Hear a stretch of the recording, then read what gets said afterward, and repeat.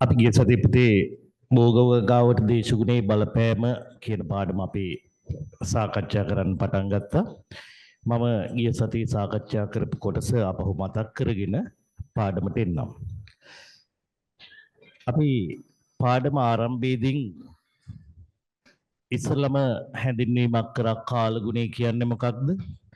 කිසියම් ප්‍රදේශයක කෙටි කාලයක් තුල වායුගෝලයේ පවතින ස්වභාවයට අපි කාලගුණය කියලා කිව්වා. ඊට පස්සේ දෙවනුව අපි දේශගුණය ගැන හැඳින්වීමක් කරා. දේශගුණය කියලා කියන්නේ දීර්ඝ කාලයක් කාලගුණික දත්ත අධ්‍යයනය කරලා ඒ මගින් කිසියම් ප්‍රදේශයක පරිසර තත්ත්වය ප්‍රකාශ කිරීම. සාමාන්‍යයෙන් අපි කියව වසර 30ක වගේ කාලයක් මේ තොරතුරු ඒ කියන්නේ දේශගුණික කාලගුණික දත්තයන් අධ්‍යයනය කරනවා දේශගුණය ප්‍රකාශ කිරීමෙන්. මේ පාඩමේ යටතේ අපි ප්‍රධාන දේශගුණික සාධකයන් පහක් ගැන කතා කරනවා.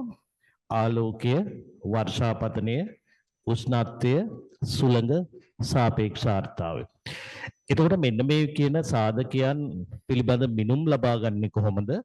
ඒ වගේම ඒවා ශාක වර්ධනයේදී බලපාන්නේ කොහොමද කියලා තමයි අපි මේ පාඩමේදී කතා කරන්නේ. ඊට පස්සේ අපි අවසානයේ කතා කරා මේ කාලගුණික දත්ත කෘෂිකාර්මික කටයුතු වලදී වැදගත් වෙන්නේ කොහොමද කියලා. කාලගුණික දත්තයන් කෘෂිකාර්මික කටයුතු වලදී වැදගත් වෙන්නේ කොහොමද කියලා අපි කතා කරා. අපි කියවා කිසියම් ප්‍රදේශයක කෘෂිකාර්මික විභවය තීරණය කරන්න බලපානවා. ඒ වගේම වගා කළ යුතු භෝගය, වගා කරන ආකාරය, වගා පද්ධතිය මොන විදිහටද ඒක වගා කරන්නේ කියන දේ තීරණය කරන්නත් මේවා බලපානවා කියලා කිව්වා. ඊට පස්සේ භෝගයට ජලය සැපීමේදී මේ වර්ෂාපතනයේ පිළිබඳ දත්ත එහෙම වැදගත් වෙනවා. මේ ආකාරයට කාලගුණික දත්තයන් වැදගත් වෙන්නේ කොහොමද කියලා අපි කතා කරා. හරි. ඔතනින් නේද අපි පාඩම නවත්තලා තියෙන්නේ? හරි. අද ඉස්සෙල්ලම සම්බන්ධ වෙන දරුවන්ට පුතේ මට කියන්න පිටු කීයක් විතර නෝට් එකේ ඉඳ තියාගන්න ඕනේද කියලා CR පිටු 2මාරක් 3ක්. ඔව්. CR පිටු 3ක් ඉඳ තියාගන්න පුතේ අද ඉස්සෙල්ලම සම්බන්ධ වෙන දරුවෝ. හරි. එහෙනම් අද අපි කතා කරන්න යන්නේ දැන් මේ කාලගුණය ඒ වගේම දේශගුණය ගැන කතා කරද්දී මේ පිළිබඳ මිනුම් අපිට ලබා ගන්න ඕන. ඒ මිනුම් ලබා ගන්න යම් යම් උපකරණ අපි පාවිච්චි කරනවා. ඒ උපකරණ හයි කරලා තියෙන එකට අපි කියනවා ස්ථානයකට කාලගුණික ඒකකයක් කියලා කියනවා. කෘෂි කාලගුණික ඒකකයක් සැලසුම් කරන්නේ කොහොමද කියන එක තමයි අපි කතා කරන්න යන්නේ. හරි. එහෙමනම් ප්‍රධාන මාතෘකාවක් විදිහට ලියන්න කෘෂි කාලගුණික ඒකකයක් සැලසුම් කිරීම. කෘෂි කාලගුණික ඒකකයක් සැලසුම් කිරීම.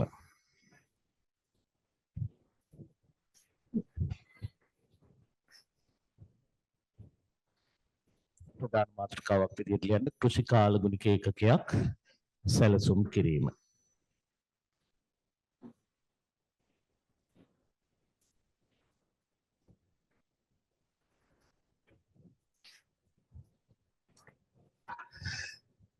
හරි.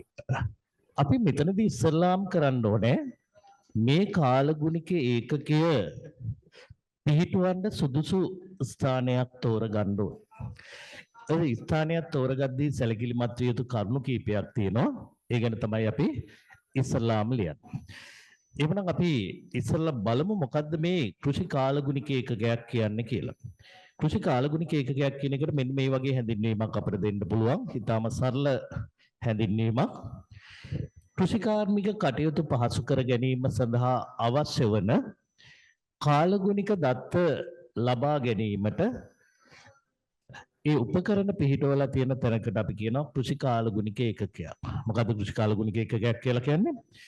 අපේ කෘෂිකාර්මික කටයුතු සඳහා අවශ්‍ය කාලගුණික දත්ත ලබා ගන්න උපකරණ පිහිටවලා තියෙන තැනකට අපි කියනවා කෘෂි කාලගුණික ඒකකයක්. අපි ඉස්සෙල්ලම කෘෂි කාලගුණික ඒකකයක් කියන්නේ මොකද්ද කියලා හඳුන්වමු. යන්න. කෘෂි කාලගුණික ඒකකයක් යනු කෘෂි කාලගුණික ඒකකයක් යනු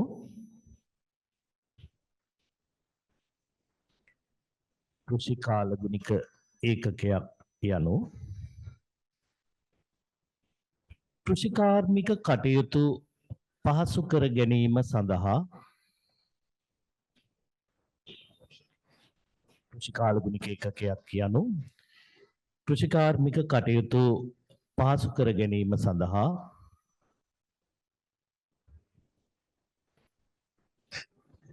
කෘෂිකාර්මික කටයුතු පහසු කර ගැනීම සඳහා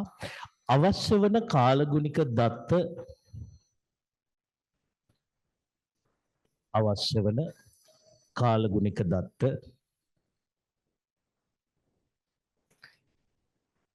ලබා ගැනීමට අවශ්‍ය වන කාලගුණික දත්ත ලබා ගැනීමට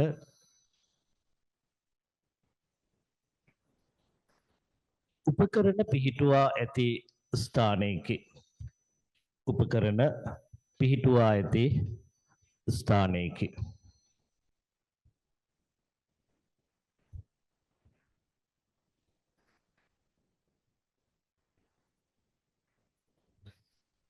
හරි.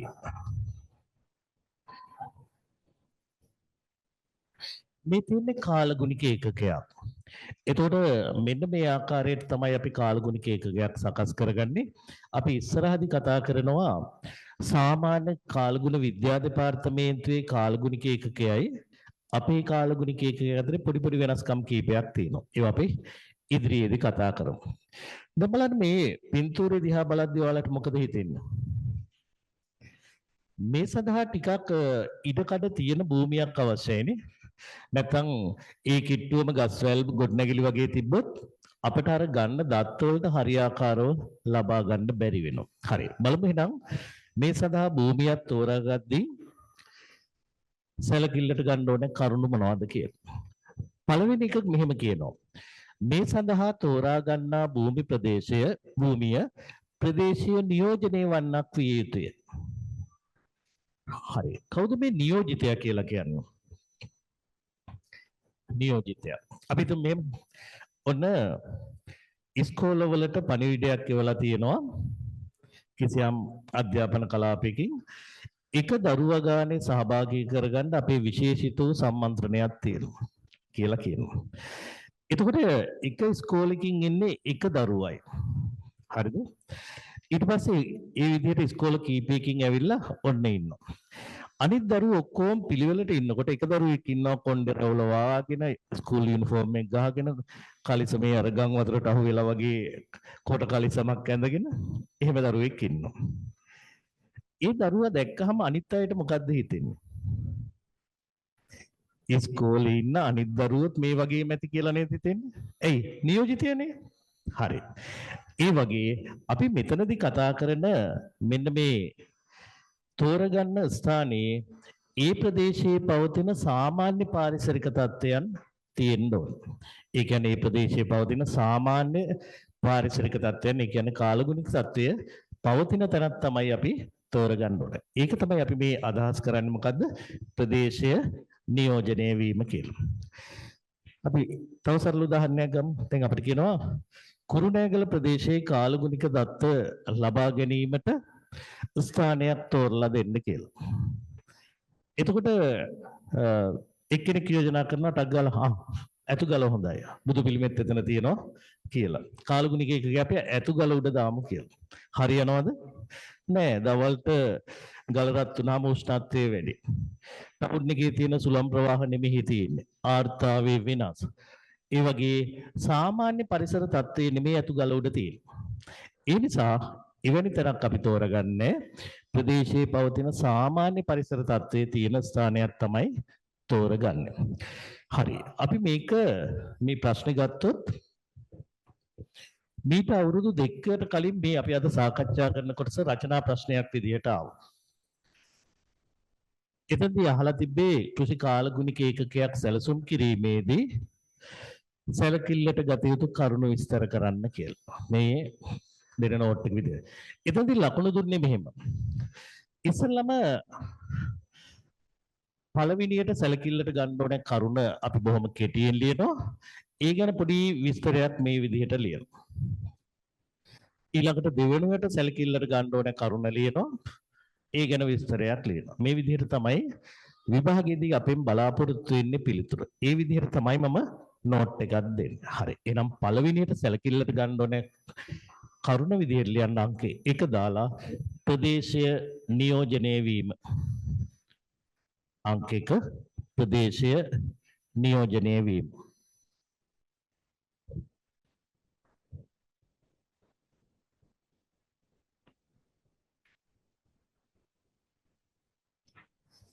හරි. දැන් අපි ඊළඟ රූලින් ඒ ප්‍රදේශයේ නියෝජනය වීම කියන එකෙන් අදහස් කරන්නේ මොකක්ද කියලා රූලකින් දෙකකින් පැහැදිලි කරලා දාමු. ලියන්න මෙහෙම. තෝරා ගන්නා ස්ථානයේ තෝරා ගන්නා ස්ථානයේ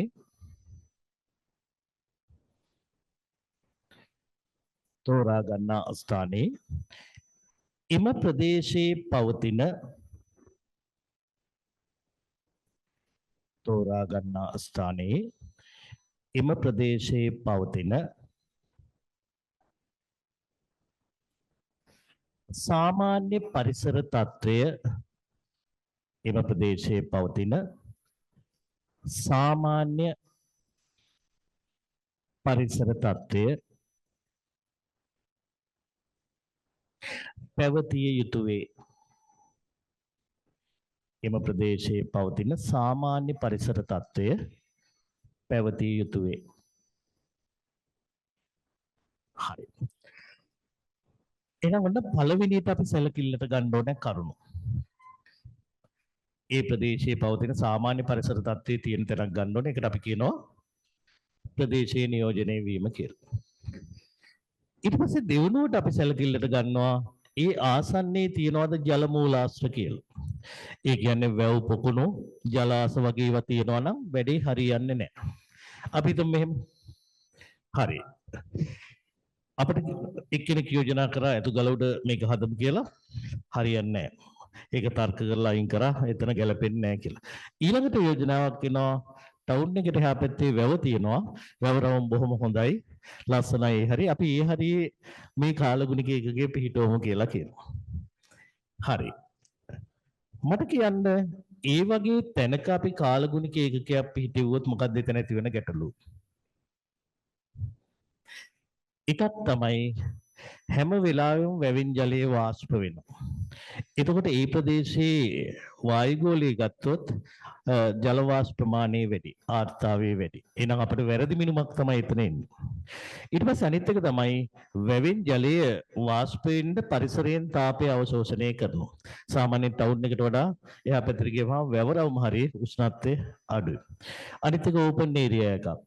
සුළං ප්‍රවාහ ඍජු වෙනවා.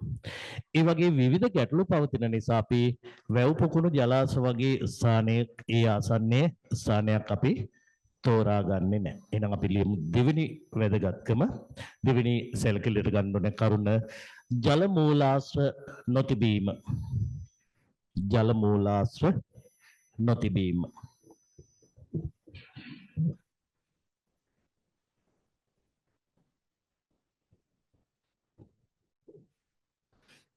ජල මූලාශ්‍ර නොතිබීම. අපි විස්තර කරමු. තෝරා ගන්නා ස්ථානය ආසන්නයේ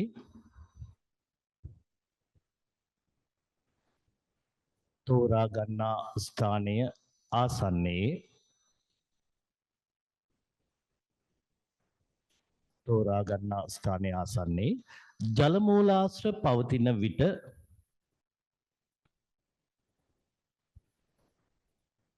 ජල මූලාශ්‍ර පවතින විට නිවැරදි කාලගුණික දත්ත නිවැරදි කාලගුණික දත්ත ලබා ගත නොහැක. ජල මූලාශ්‍ර පවතින විට නිවැරදි කාලගුණික දත්ත ලබා ගත නොහැක.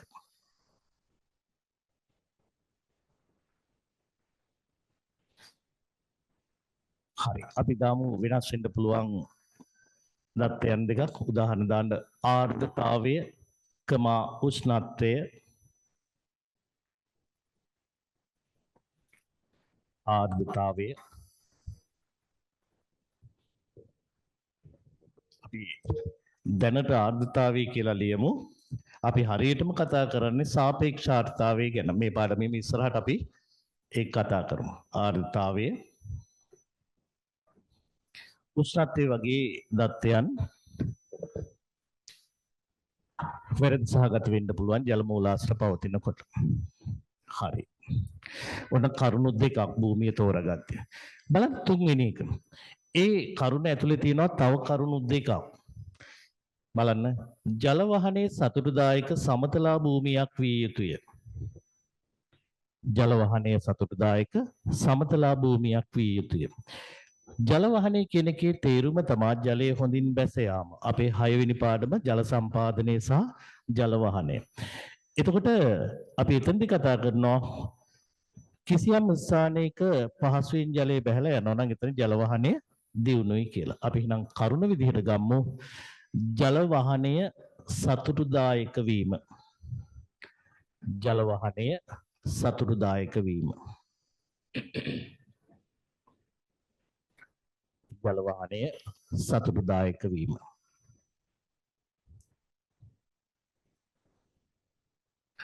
ඒ කියන්නේ ජල වහනය හොඳින් සිද්ධ වෙන ස්ථානයක් වෙන්න ඕන. මොකක්ද ඒකට හේතුව? නිකන් හිතන්න. වැස්සකින් පස්සේ අපි තෝරගෙන තියෙන ස්ථානයේ නිතර ජලය රැඳෙනවා. ඒ ජලය බැහැලා යන්නේ නැහැ.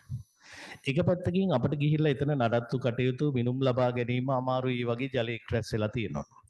අනිත් පැත්තෙන් මේ ජලයේ වාෂ්ප වෙලා වායුගෝලයට එකතු වෙනකොට මොකද වෙන්නේ? අර සාමාන්‍ය පරිසර තත්ත්වයේ මේතන තියෙන්නේ වෙනස් තත්ත්වයක්. ආර්ද්‍රතාවය වෙනස් වෙනවා, උෂ්ණත්වය වෙනස් වෙනවා. ඒ වගේ ගැටලු ගොඩක් එනවා. ඒ නිසා අපි ජලය හොඳින් බැස යන භූමියක් තෝරගන්න ඕනේ. විස්තර කරමු අපි ඒක. කියන්නේ මේම තෝරා ගන්නා ස්ථානයේ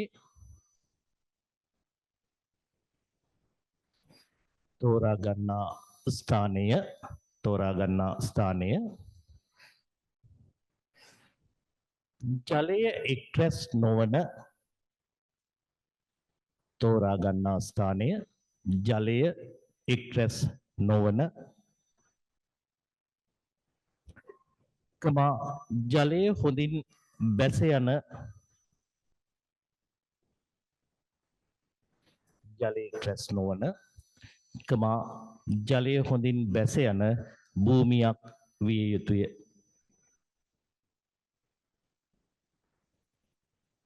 එහෙනම් එතන ජලය එකතු වෙන්න බෑ. ජලය හොඳින් ඉක්මනින් බැහැලා යන්න ඕන. හරි. ඊට පස්සේ ආයෙ කියනවා මේ භූමිය සමතලා භූමියක් වෙන්න ඕන. ඇයි? අපි බෑවුම් සහිත භූමියක් එහෙම ගත්තොත් අපි අද කතා කරන්න යන උපකරණ එහෙම මේකේ හයි කරන්න බෑ. උදාහරණයක් විදිහට ගත්තොත් අපි මේකේ හයි කරනවා වාෂ්පීකරණ තැටියක්. ඒ වාෂ්පීකරණ තැටියේ විස්කම්භය මීටර 1.2යි. මේ වගේ බෑවුම් සහිත භූමියක ඔකක් හයි කරන්න පුළුවන්ද? බෑ. එහෙනම් හොඳට උපකරණ හයි කරන්න මේ භූමිය සමතලා භූමියක් වෙන්න ඕන. කියන්නේ නම් ඊළඟ කරුණ සමතලා භූමියක් වීම. සමතලා භූමියක් වීම.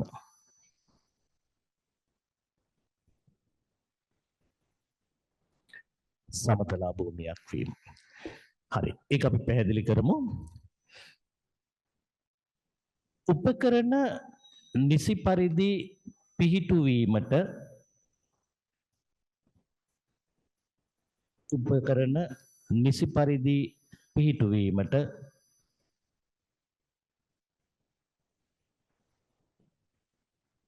සමතලා භූමියක් උපකරණ නිසි පරිදි පිහිටුවීමට සමතලා භූමියක් අවශ්‍ය වේ. සමතලා භූමියක් අවශ්‍ය වේ.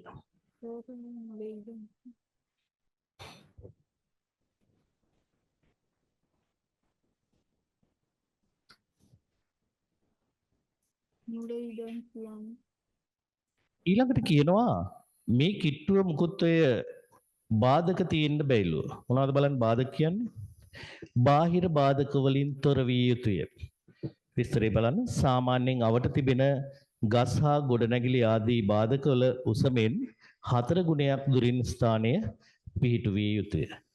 හරි. අපි හිතමු මෙහෙම. දැන් මේ බිල්ඩින් එකේ තියෙනවා තට්ටු 4ක්.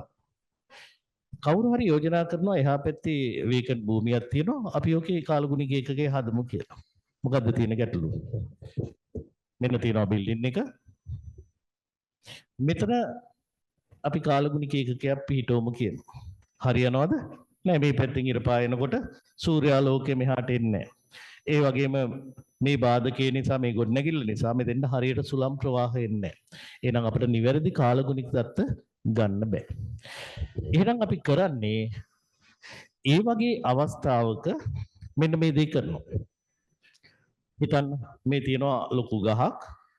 ගහේ උස h සමතලා භූමියක් වීම මේ වගේ ගහක් තියෙනවා නම් මේ කිට්ටුවෙන් අපි ගන්නෑ. මෙතන ඉඳන් ගහේ උස වගේ 4 ගුණයක් ඈතින් තමයි අපි ස්ථානයේ තෝරගන්නේ. 4 ගුණයක්.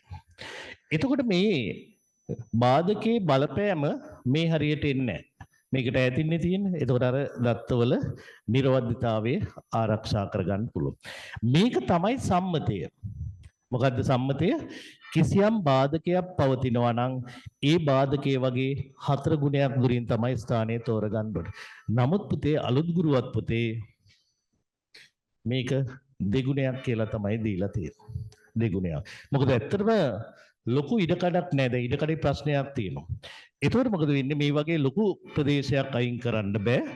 ඒ නිසා අලුත් ගුරුවත් පුතේ දීලා තියෙනවා දෙගුණයක් කියලා. අපි කෝකටත් දෙකම ඉගෙන ගමු. සම්මතයේ කීයද? බාධකයේ උසමෙන් 4 ගුණයයි. හැබැයි ඉඩකඩ නැති අවස්ථාවල දෙගුණයක් දුරින් ගත්තට කමක් නැහැ කියලා කියනවා. ලියන්න එහෙනම්.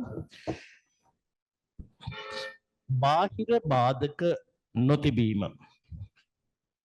බාහිර බාධක නොතිබීම. දෙල්ල එකේ හේතුව කියන්නේ බාහිර බාධක නොතිබීම. ලියමු. තෝරා ගන්නා ස්ථානය ආසන්නයේ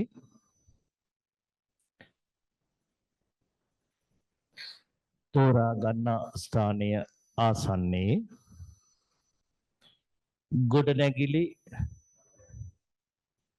ගොඩනැගිලි කමා ගස්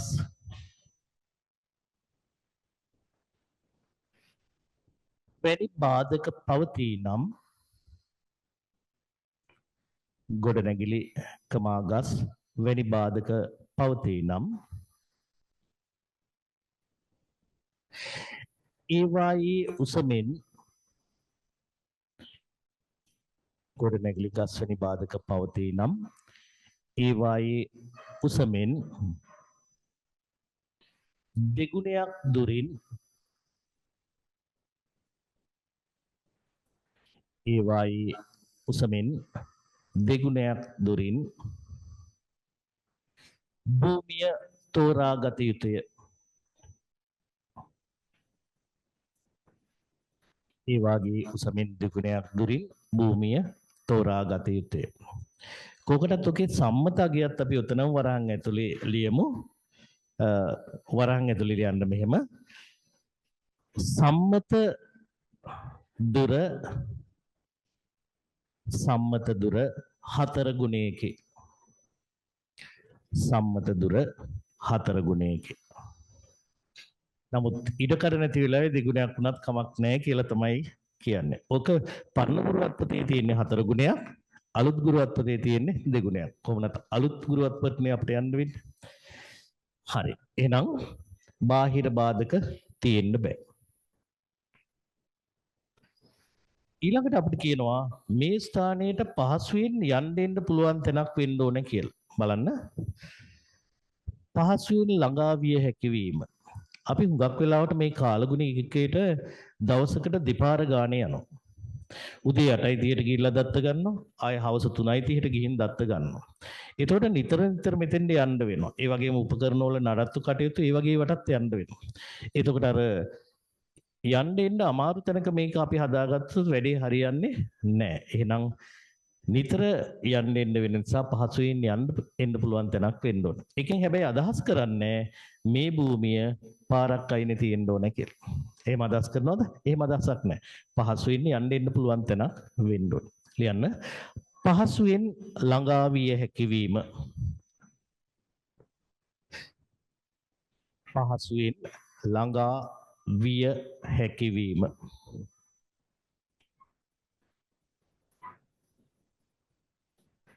පහසුවෙන් ළඟා විය හැකි වීම. විස්තර කරමු එක අපි. දත්ත ලබා ගැනීම සඳහාත් දත්ත ලබා ගැනීම සඳහාත් දත්ත ලබා ගැනීම සඳහාත් නඩත්තු කටයුතු සඳහාත් දත්ත ලබා ගැනීම සඳහාත් නඩත්තු කටයුතු සඳහාත්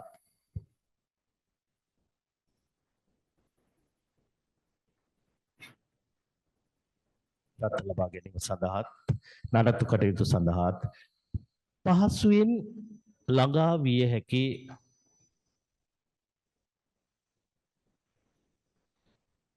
පහසුවෙන් ළඟා විය හැකි ස්ථානයක් විය යුතුය.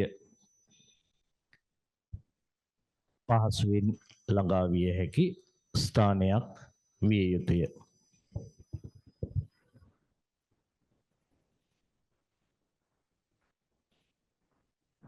පහසුවෙන් ළඟා විය හැකි ස්ථානයක් විය යුතුය. ඊට පස්සේ තෝරගන්න ස්ථානයේ විවෘත අවකාශයක් තියෙන්න ඕනේ. ඒ කියන්නේ වහල වගේ බාධක ආවරණ ඒ ස්ථානයේ තියෙන්න බෑ. එහෙනම් අවසානයක ලියමු විවෘත අවකාශයක් පැවතීම. විවෘත අවකාශයක් පැවතීම.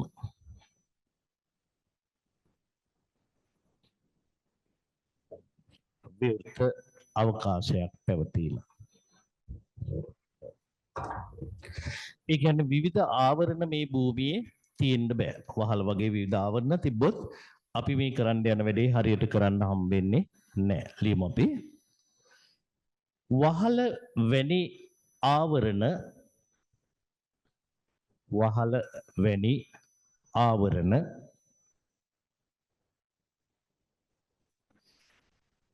මෙම භූමිය තුල නොතිබිය යුතුය. වහල වැනි ආවරණ මෙම භූමිය තුල නොතිබිය යුතුය.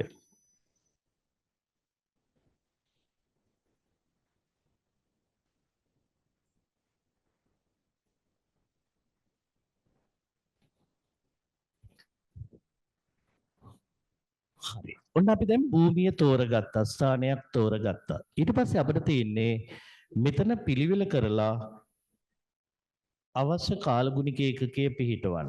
මොකද්ද බලන්න කරන්නේ එතන? ඉස්සලම් කරන්නේ මෙම භූමියෙන් මීටර 50 ප්‍රදේශයක්, ඒ කියන්නේ මීටර 50ක් දිග, මීටර 50ක් පළල ප්‍රදේශයක් අපි මේ සඳහා අයින් කරගන්නවා. ඒ හැරේ වගා කටයුතු එහෙම කරන්නේ නැහැ. ඊට පස්සේ ඒ තුල මීටර 10ක් දිග, මීටර 10ක් පළල ප්‍රදේශයක් වැටකින් ආවරණය කරනවා. මෙන්න මේ විදිහට. මේ විදිහට වැටකින් ආවරණය කරලා වෙන් කරගන්නවා.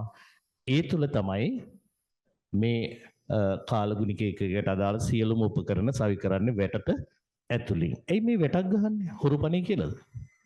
නෑ, මේක ෆාම් එකක්. අපි ෆාම් එකකනේ මේක හදන්නේ. ඒතකොට සත්තුන්ගෙන් හානි වෙන්න පුළුවන්. ඒ වගේ විවිධ ගැටලු එන්න පුළුවන්. ඒ නිසා අපි මේක වැටකින් ආවරණය කරලා ආරක්ෂිතව තියාගන්න ඕන. හරි. ඊළඟ රූලෙන් ලියන්න.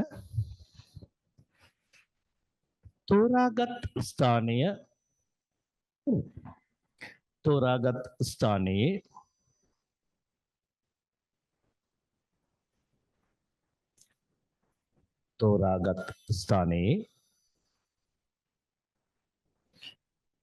කිටින් අපි මේ විදිහට දාමු. 50 වැඩි කිරීම 50 මීටර්.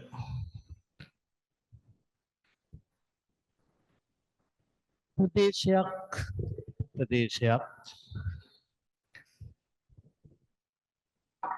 කාලගුණික ඒකකය සඳහා වෙන් කළ යුතු අතර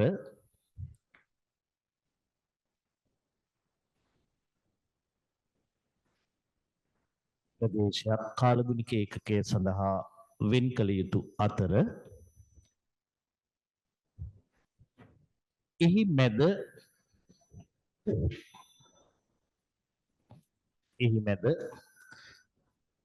10 වැඩි කිරීම 10 මීටර ඉඩ ප්‍රමාණයක්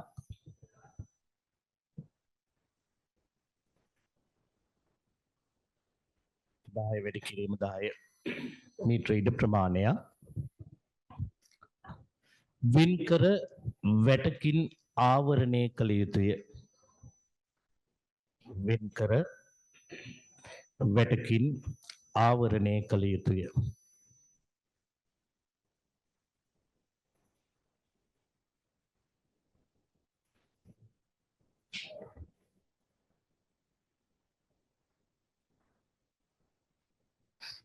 බලන්න මේ ස්ථානයේ අවට මොකවත් හදලා තියෙනවද බෝග එහෙම නැහැ. සාමාන්‍යයෙන් මෙන්න මේ විදිහට තමයි අපි ඒ භූමිය නඩත්තු කරන්න ඕනේ. තනකොළ වවලා හොඳට කොටට කපලා පිරිසිදු ඒ ස්ථානයේ තියාගන්න ඕනේ. ඇයි ඒ? තනකොළ නැතුව ඔකෙත් මොනවා හරි වැල් జాතියක් හරි මොනවා හරි හැදුවා නම් හරියි. එක පැත්තකින් ආරක්ෂාවට ඒක තර්ජනයක්. සර්පේ වගේ සත්තු ඉන්න පුළුවන්. ඒ නිසා තනකොළ ටික වවලා හොඳට කොට කපලා තියාගන්න ඕනේ. හරි. ලියන්න ඊළඟ රූලෙන්.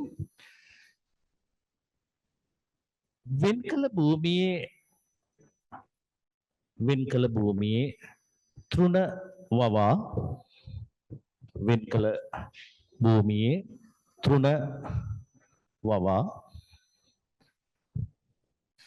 කොටට කපා තෘණ වවා කොටට කපා පිරිසිදුව නඩත්තු කළ යුතුය.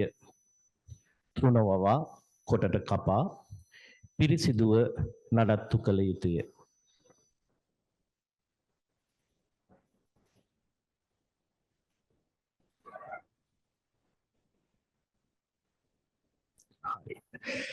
මට මතක හැටියට 2023 අවුරුද්දේ ආපු රචනා ප්‍රශ්නය තමයි කෘෂි කාලගුණික ඒකකයක් සඳහා භූමියක් තෝරා ගන්න ආකාරය විස්තර කරන්න.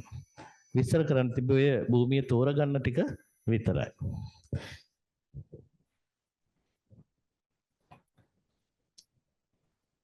හරි. ඔන්න දැන් එහෙනම් අපි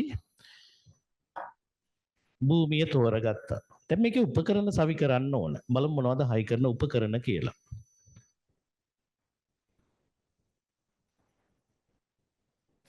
හරි. මේ තියෙන්නේ අපි තෝරගත්ත භූමිය මීටර 50ක් දිග මීටර 50ක් පළල. ඊට පස්සේ ඒකේ මැද තමයි අපි මේ ආකාරයට මීටර 10ක් දිග මීටර 10ක් පළල කොටසක් වෙන් කරලා වැටකින් ආවරණය කරන්න. ඊට පස්සේ මේ තියෙන්නේ සවිකරණ උපකරණ. බලන්න වර්ෂාපතනයේ මනිනෝ. ඒ සඳහා වර්ෂාමාන අපි පාවිච්චි කරනවා. වර්ෂාමාන දෙවර්ගයක් තියෙනවා සරල සහ ස්වයංක්‍රීය වර්ෂාමාන. ඊට පස්සේ සාමාන්‍යයෙන් කිසියම් අවස්ථාවක පරිසරයේ උෂ්ණත්වය මනිනවා. අපි මනින්නේ වාතයේ උෂ්ණත්වය. ඒකට අපි සාමාන්‍ය රසදී උෂ්ණත්වමානයක් පාවිච්චි කරනවා විද්‍යාගාරයේ තියෙන එක. ඊට පස්සේ කිසියම් දිනයක පැවති උපරිම උෂ්ණත්වය මනිනවා. ඒකට විශේෂ උෂ්ණත්වමානයක් තියෙනවා උපරිම උෂ්ණත්වමානය. ඒ වගේම කිසියම් දිනයක පැවති අවම උෂ්ණත්වය මනිනවා. ඒකට අපි පාවිච්චි කරනවා අවම උෂ්ණත්වමානය. ඊට පස්සේ සාමාන්‍ය කාලගුණික ඒකකයක පසේ උෂ්ණත්වය මනින්නේ නැහැ. නමුත් අපිට වැදගත් වෙනවා පසේ උෂ්ණත්වයේ භෝග වගාවේදී. අපි ඉස්සරහට ඒක ගැන කතා කරනවා. එතකොට පාංශු උෂ්ණත්වයේ මනින්න පාංශු උෂ්ණත්ව මානය පාවිච්චි කරනවා. ආලෝකයේ පරාමිතීන් දෙකක් අපි ගන්නවා. එකක් තමයි සූර්යාලෝකයේ හොඳින් ලැබුණු පැය ගණන. ඒකට අපි කියනවා දීප්ත සූර්යාලෝක පැය ගණන කියලා. ඒක මනින්න සූර්ය දීප්තමානය කියන උපකරණය පාවිච්චි කරනවා. ඒ වගේම ආලෝක තීව්‍රතාවය කොච්චර හොඳින් ආලෝකය ලැබෙනවද කියලා බලන්න අපි සූර්ය විකිරණ මානය පාවිච්චි කරනවා. නම් ටික අපි ඉස්සෙල්ලා හුරු කරගමු. සාපේක්ෂ ආර්ද්‍රතාවයේ මනින්න පාවිච්චි කරන්නේ ආර්ද්‍රතාමාන. කාලගුණික ඒකකයක අපි සාමාන්‍යයෙන් පාවිච්චි කරන්නේ උෂ්ණත්වමාන දෙකක් මේ සඳහා යොදා ගන්නවා. තෙත්හා වියලි බල්බ උෂ්ණත්වමාන කියලාත් කියනවා. එහෙම නැත්නම් උෂ්ණත්වමාන කියන්නේ නැතුව ආර්ද්‍රතාමානය කියලා කියන්නත් පුළුවන්. සුළඟේ පරාමිතීන් දෙකයි, එකක් දිශාව අනිත් එක සුළඟේ වේගය. අවසාන එක වාෂ්පීකරණයමයි නෝ. ඒ සඳහා වාෂ්පීකරණ පැටියක් අපි පාවිච්චි කරනවා. හරි. අපි මේ උපකරණ ලිස්ට් එක ලියාගමු. මේ හැම උපකරණයක් ගැනම දත්ත ලබා ගන්නේ කොහොමද? හයි කරන්නේ කොහොමද කියලා අපිට දැනුමක් තියෙන්න ඕනේ. ලියන්න ඊළඟ රූලෙන්.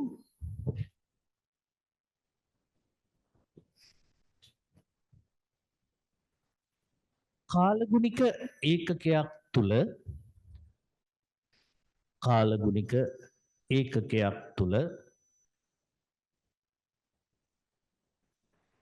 කාලගුණික ඒකකයක් තුල පහත සඳහන් උපකරණ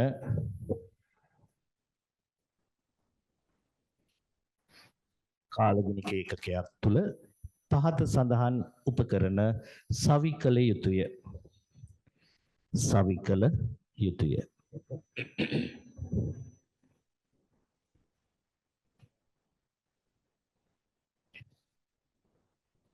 හරි. එහෙනම් මේ ස්ක්‍රීන් එකේ පේන විදිහටම වම් පැත්තේ අපි ලියමු පරාමිතිය කියලා, දකුණු පැත්තේ ලියමු උපකරණය. මේක නම් මේ වගුව පිටපැනලා තියෙන්නේ. මේ විදිහට අපි දෙපැත්තට තීරු දෙකක් ගමු. මේ පැත්තේ තියෙනවා පරාමිතිය, අනිත් පැත්තේ තියෙනවා උපකරණය.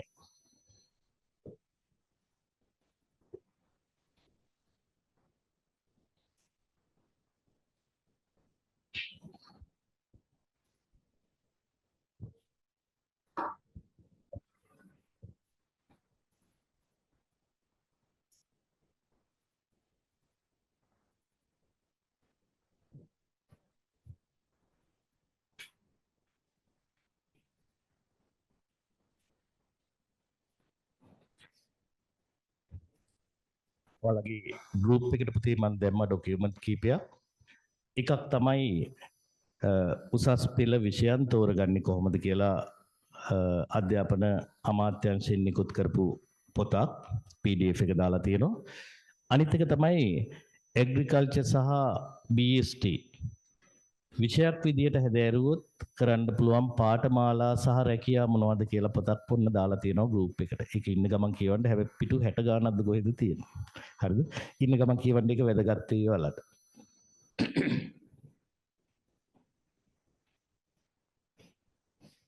සමහර කෝසස් ගැන ඇත්තටම දන්නේ නැහැ ළමයි.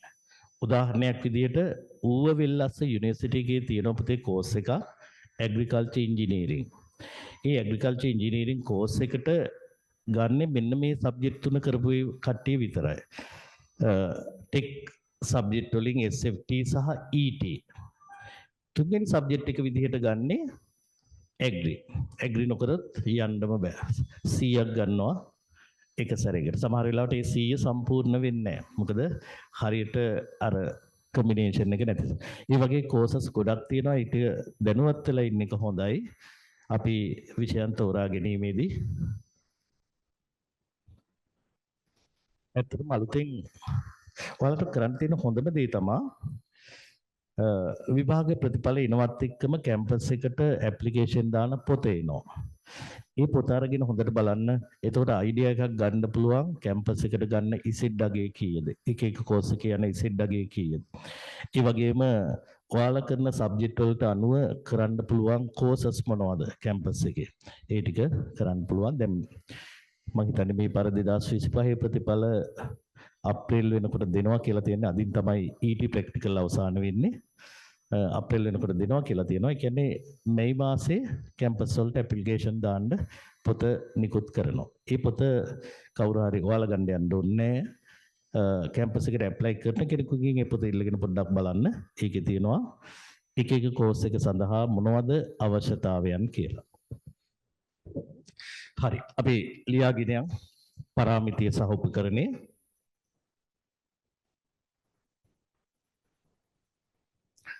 ඉස්සෙල්ලාම ලියන්න පළවෙනි පරාමිතිය වර්ෂාපතනය.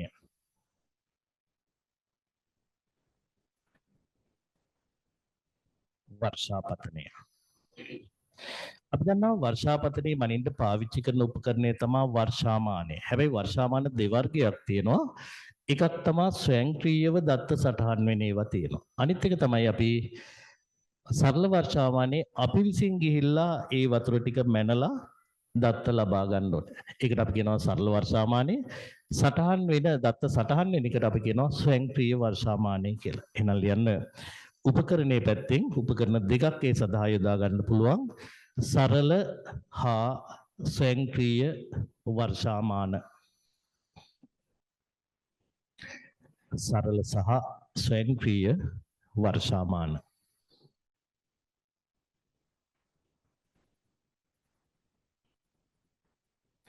සරල සහ ස්වයංක්‍රීය වර්ෂාමාන. දෙවෙනි එක තමයි අපිට ඕනෑම වෙලාවක ඒ ප්‍රදේශයේ වාතයේ පවතින උෂ්ණත්වය මනින්න වෙනවා. කිසියම් වෙලාවක. එතකොට අපි ඒක සඳහා පාවිච්චි කරන්නේ විද්‍යාගාරයේ තියෙන අර සාමාන්‍ය රසදිය උෂ්ණත්ව මානය. එහෙනම් ලියන්න දෙවෙනි පරාමිතිය වාතයේ උෂ්ණත්වය. වාතයේ උෂ්ණත්වය.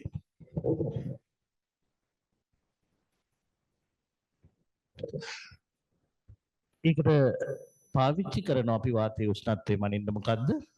සාමාන්‍ය රසදිය උෂ්ණත්ව මානය. සාමාන්‍ය රසදිය උෂ්ණත්ව මානය.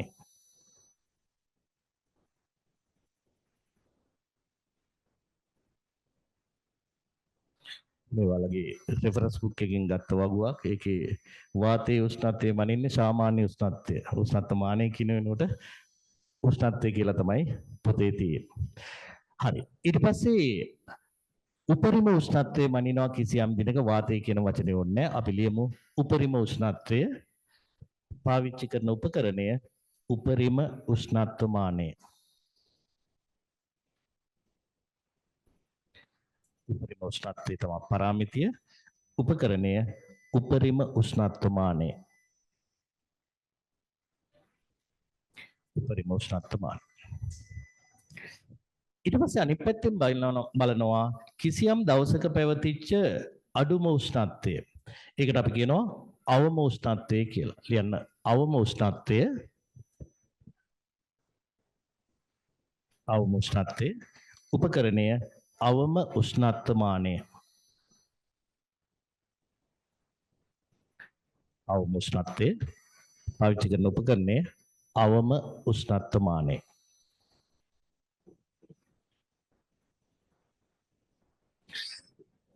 ඊට පස්සේ වචන ටිකක් දිගයිනේ අපි විස්තර කරද්දී ඒක ලියමු. දීප්ත සූර්යාලෝක පැය ගන්න කියන එක අපි එතනදී විස්තර කරමු. මෙතන දැන් අපි දාගමු ආලෝක කාල සීමාව. ඊළඟ පරාමිතිය ආලෝක කාල සීමාව.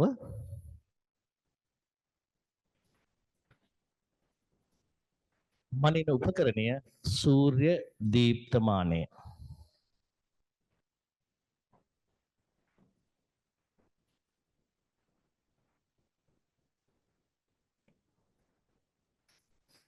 ඊට පස්සේ ආලෝක තීව්‍රතාවය. ඒ කියන්නේ කොච්චර හොඳට ආලෝකය ලැබෙනවද කියන එක. ආලෝක තීව්‍රතාවය. මනින උපකරණය තමයි සූර්ය විකිරණ මානය.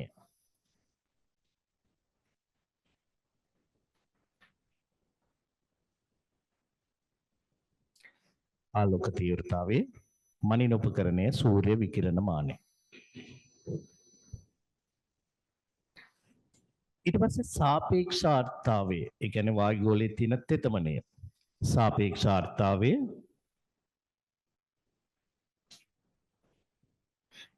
මනින උපකරණේ ලියන්න ස්ක්‍රීන් එක බලලම ලියන්න තෙත් හා වියලි බල්බ උෂ්ණත්වමානය කීවත් කමක් නැහැ. උෂ්ණත්වමානය නැතුව ආර්තාමානය කීවත් කමක් නැහැ. දෙකම පිළිගන්නවා. තෙත් හා වියලි බල්බ උෂ්ණත්වමානය. හරි. ඊට පස්සේ සුළඟේ දිශාව සුළං දිශා දර්ශකය. සුළඟේ දිශාව සුළං දිශා දර්ශකය. ඊට පස්සේ සුළඟේ වේගය අනිල මානය.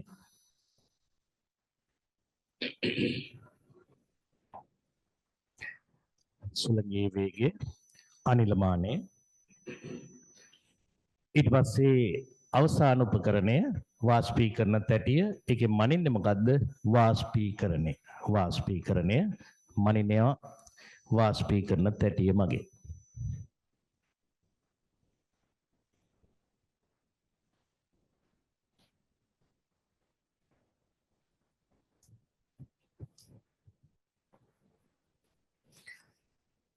හරි. මේ තියෙන්නේ මේ උපකරණ අපි හයි කරන පිළිවෙලක් තියෙනවා කාලගුණික ඒකකයක් තුළ. හැම උපකරණයක්ම අපි හයි කරන්නේ වැටේ ඉඳන් මීටර 1.5ක් ඇතුළතින්. වැට අයිනෙම හයි කරන්නේ නැහැ. ඊට පස්සේ ඔයාලට පේනවා මේකේ දකුණු පැත්තේ යට තියෙනවා ටිකක් ලොකුවට පෙට්ටියක් ආකාරයට කොටසක්. ඒක තමයි මේ කාලගුණික ඒකකයේ මේ තියෙන්නේ. ඔය මේ වැස් පෙට්ටියක් ඔය ගැජට් එකක් පේන්නේ. දකුණු පැත්තේ කිරෝලේ ඒක තමයි ඔය පෙන්වන්නේ. මේක ආවරණයක්. ඒ ආවරණයට අපි කියනවා මොකක් කියලාද? ස්ටීවන්සන් ආවරණය කියලා. ඒ තුල තමයි උෂ්ණත්වමාන ආර්ද්‍රතාවමාන අපි හයි කරන්නේ. ඊට පස්සේ අර මැද වලට පේනවා තැටියක් තියෙනවා වාෂ්පීකරණ තැටිය. හරි. එතකොට මේවා හයි කරද්දී පිළිවෙලක් තියෙනවා කියලා කිව්වේ මම මේකයි. සාමාන්‍ය වාෂ්පීකරණ තැටියයි වර්ෂාමානයේ අතර පරතරය අඩුම වශයෙන් මීටර 5ක් තියෙන්න ඕන. ඒ වගේම උෂ්ණත්වමාන හයි කරන තැන හොඳට ආවරණ කරලා තියෙන්න ඕන, නැත්නම් ඒක පෑගිලා කැඩලා යන්න පුළුවන්. ඊට පස්සේ පැත්තකට වෙන්න තමයි අපි මේ ස්ටීවන්සන් ආවරණය හයි කරලා ඒ තුල උෂ්ණත්වමාන සහ ආර්ද්‍රතාවමාන හයි කරන්නේ. එහෙනම් මෙන්න මේ විදිහට අපි අර ආරක්ෂිත වැටෙන් ඇතුලේ උපකරණ හයි කරන්න ඕන. අපි ඒක ගැනත් ලියමු. ලියන්න ඊළඟ රූලෙන්. සකස් කරගත් භූමිය තුල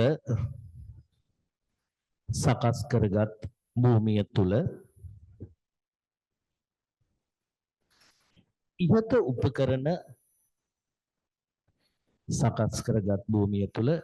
උපකරණ පහත රූපේ පරිදි සවිකල යුතුය.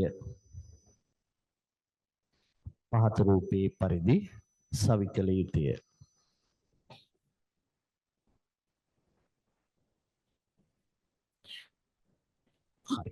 එහෙනම් පුතේ ඉඳ තියාගන්න රූල් 10ක් මම ඔයාලට මෙන්න මේක print කරලා දෙනවා. ඒක උතෙන්ද එකතු කරගන්න. ඉතින් රූල් 10ක ප්‍රමාණයක් ඉඳ තියාගන්න. මෙන්න මේ පින්තූරය උතන අලවන්න. දැන් පුතේ ඔන්ලයින් අයට මම පින්තූර කොළ දෙකක් දාලා ඇති. ෆිසිකල් අයට එක එකක් අද print කරලා දීලා තියෙනවා. කාට හරි ඔන්ලයින් අයට මෙහි ඇවිල්ලා ගන්න පුළුවන් නම් පින්තූර කොළ මෙහෙන් ගන්න පුළුවන්. නැත්තම් print out එකක් ගන්න. ඒවා බොරුවට නිකන් කුරිය කරන්න ලොකු ගාණක් දෙන්න ඕනේ නැහැ. කුරිය ගාස්තුවත් යනවා රුපියල් 300-400. ඊට වඩා මේක print කරගන්න කොළ දෙක තුනක් තියෙයි රුපියල් 40-50ක් යන්නේ. ඒ නිසා මම group එකට දානවා මේ පින්තූර කොළ. ඊට පස්සේ print කරගන්න. ඊට පස්සේ උතන අවශ්‍ය ස්ථානයක අලව ගන්න. හරි. එහෙනම් මේකට රූල් 10ක් අපිට තියාගමු මේ පින්තූරය අලවන්න. හරි. දැන් යන්නේ එක එක උපකරණ හයි කරන හැටි ගැන කතා කරන්න. අපි ඉස්සෙල්ලාම කතා කරනවා ආලෝකය පිළිබඳ මිනුම් ලබා ගැනීම ගැන. එහෙනම් ප්‍රධාන මාතෘකාව ලියන්න ආලෝක මිනුම් ලබා ගැනීම. ආලෝක මිනුම් ලබා ගැනීම.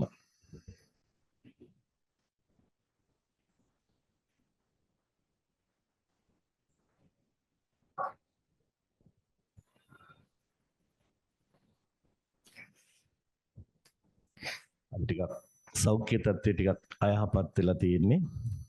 ඊයේ හදිසියේ ක්ලාස් ඉවරලා හිටන් යන්න උනම් මැද වච්චේ මල ගෙදරක. ඊට පස්සේ ගිහිල්ලා මල ගෙදරේ ඉඳලා පාන්දර 5යි ගෙදර එනකොට දැන් හොඳ ගානට නිදිමත එහෙම තියෙනවා. අර ඇවිල්ලා හිටන් මේ සිම් ගතියෙම ටිකක් ඇවිස්සලා තියෙනවා. හරි. නිින්දක් නැහැ කොහොම හරි.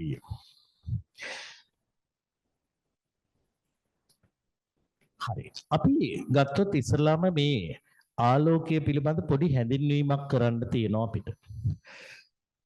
අපිට ලැබෙන සූර්යාලෝකයේ ප්‍රධාන කිරණ කාණ්ඩයන් තුනක් තියෙනවා. බලන්න මොනවද කාණ්ඩ තුන? පාරජම්බූල, දෘශ්‍ය සහ අදෝරක්ත කියලා කාණ්ඩ තුනක කිරණ වර්ග තුනක් නෙමේ කිරණ කාණ්ඩ තුනක් තියෙනවා. මේ පාරජම්බූල කාණ්ඩය තුලත් තියෙනවා විවිධ කිරණ වර්ග. දෘශ්‍යාලෝකයේ තුල අපි දන්නවා වර්ණ 7ක් තියෙනවා. කිරණ. ඒ වගේම අදෝරක්ත කාණ්ඩෙත් ඒ වගේ තවත් කිරණ වර්ග ඇතුළත් වෙනවා. මේ කිරණ විදිහට තමයි සූර්යාලෝකය අපට ලැබෙන්නේ. පෘථිවියට ලැබෙන මුළු ශක්ති ප්‍රමාණයෙන් සූර්ය ශක්තියෙන් 95%ක්ම මේ කිරණ විදිහට තමයි අපට ලැබෙන්නේ. ඊට අමතරව සුළු ප්‍රමාණයක් වෙනත් කිරණ තියෙන්න පුළුවන්. ඊට පස්සේ ඔය ලැබෙන ආලෝකයෙන් 50%ක් විතර තියෙන්නේ මොනවද? දෘශ්‍ය ආලෝකය. දෘශ්‍ය ආලෝකය තමයි අපට ලැබෙන සූර්යාලෝකයේ තියෙන ශක්ති ප්‍රමාණයෙන් 50%ක්ම තියෙන්නේ. ඒ වගේම දෘශ්‍යාලෝකය ඇහැට පෙනුනට අනිත් කිරණ දෙවර්ගයේ අපේ ඇහැට පේන්නේ ඇහැ එකට සංවේදී නැහැ. දෘශ්‍ය කිරණ වලට විතරයි ඇහැ සංවේදී වෙන්නේ. කෙටි හැඳින්වීමක් ඒ ගැන අපි ලියමු.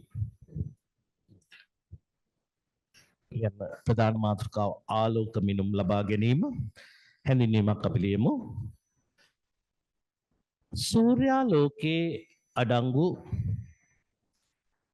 සූර්යාලෝකයේ අඩංගු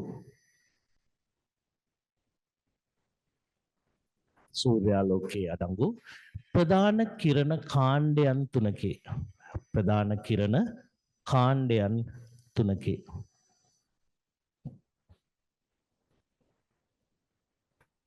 සූර්යාලෝකයේ අඩංගු ප්‍රධාන කිරණ කාණ්ඩයන් තුනකි.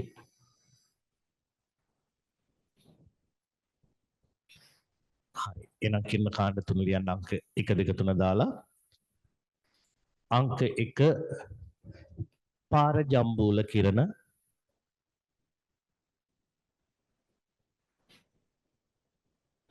අංක 1 පාරජම්බූල කිරණ අංක 2 දෘශ්‍ය කිරණ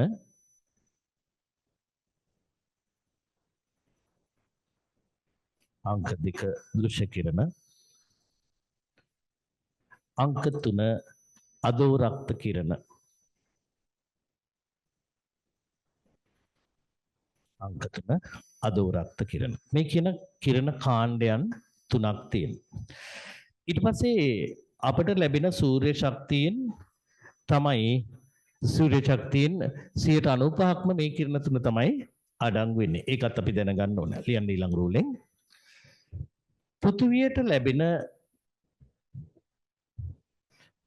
පෘථිවියට ලැබෙන සූර්ය ශක්ති ප්‍රමාණයෙන්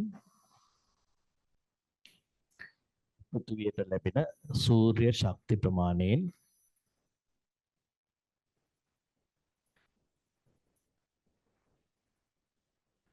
95%ක්ම පෘථිවියට ලැබෙන සූර්ය ශක්ති ප්‍රමාණයෙන් 95%ක්ම මෙම කිරණ තුන් වර්ගය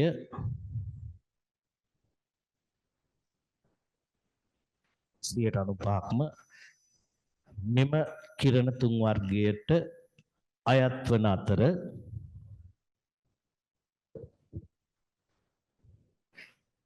මෙම කිරණ තුන් වර්ගයට අයත් වන අතර එයින් 50%ක් පමණ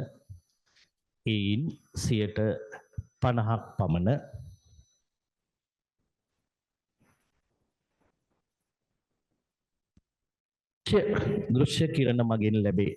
දෘශ්‍ය කිරණ මගින් ලැබේ. එයින් 50%ක් පමණ දෘශ්‍ය කිරණ මගින් ලැබේ.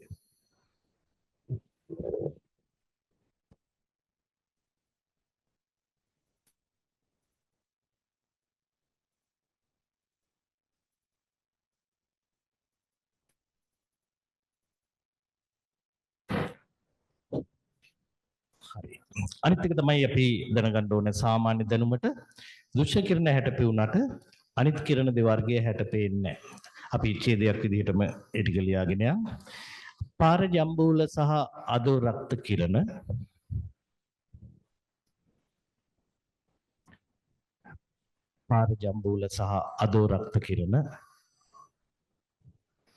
ඇසට සංවේදී නැත.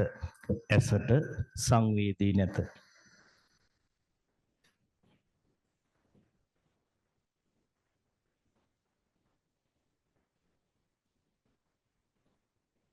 හරි.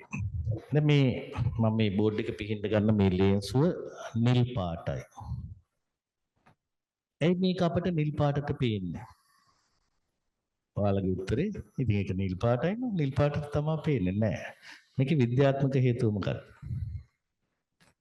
ඔයාලා සයන්ස් වල කරේ නැද්ද මේ? ආලෝකය ගැන කතා කරා.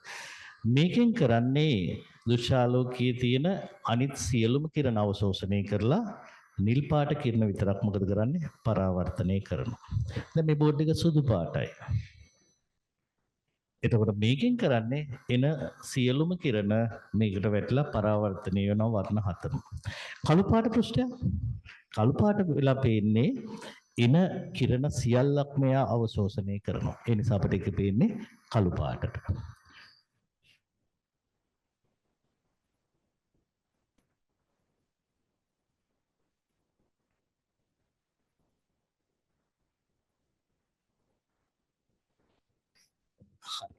ඊට පස්සේ අපිට වැදගත් වෙන්නේ ওই කිරණ කාණ්ඩයන් තුනෙන් ශාක වර්ධනයේදී වැදගත් වෙන්නේ ප්‍රධාන වශයෙන් දෘශ්‍යාලෝකය. අපි දන්නවා දෘශ්‍යාලෝකයේ තියෙනවා වර්ණයන් 7ක්.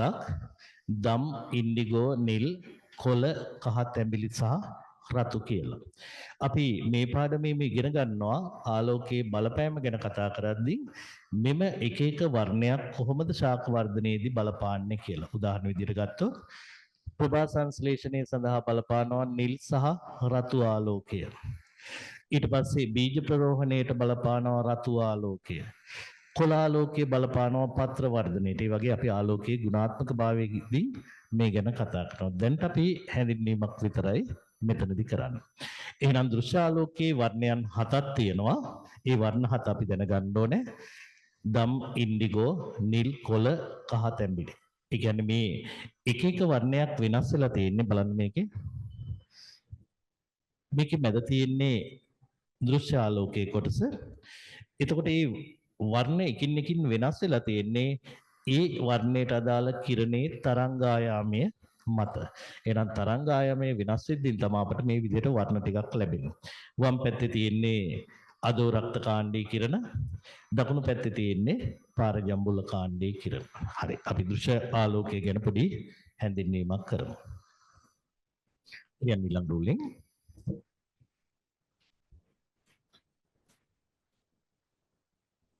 ආලෝක කිරණවල තරංග ආයාමය ආලෝක කිරණවල තරංග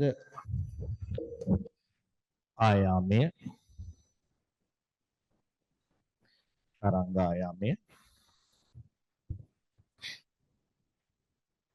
වෙනස් වීම හේතුවෙන්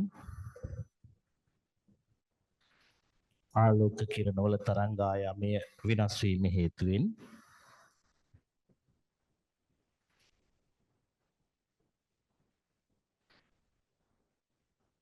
දෘශ්‍ය ආලෝකය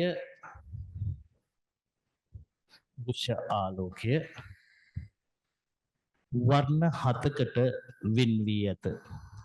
දෘශ්‍ය ආලෝකය වර්ණ 7කට වෙන් වී ඇත.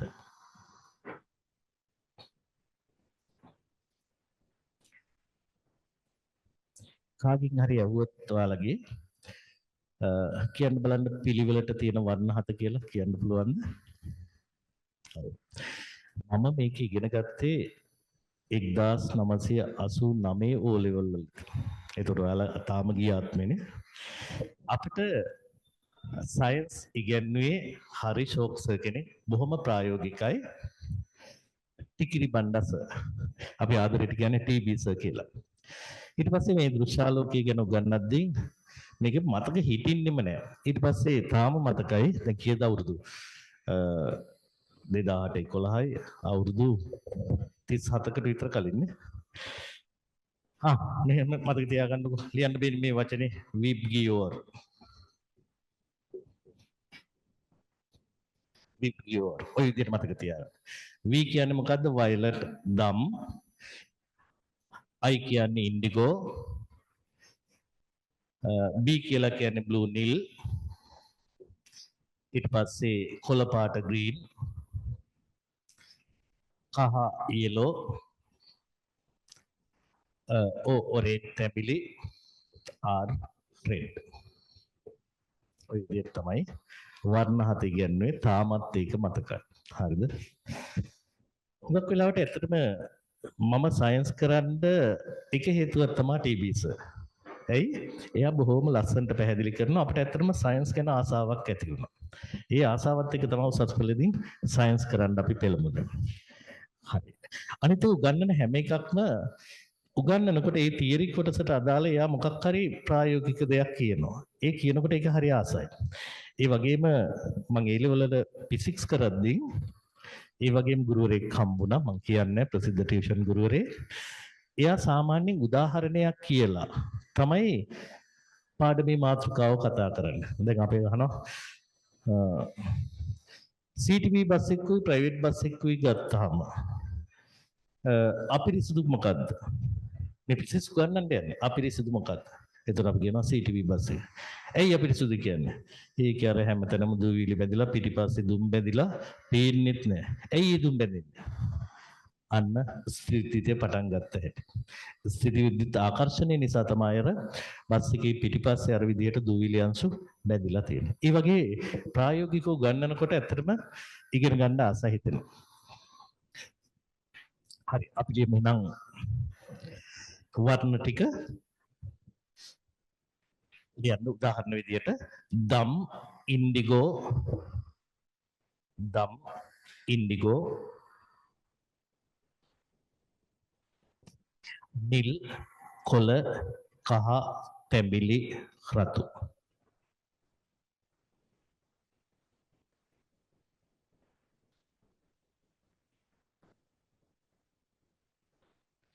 දම් ඉන්ඩිගෝ නිල් කොළ කහ තැඹිලි රතු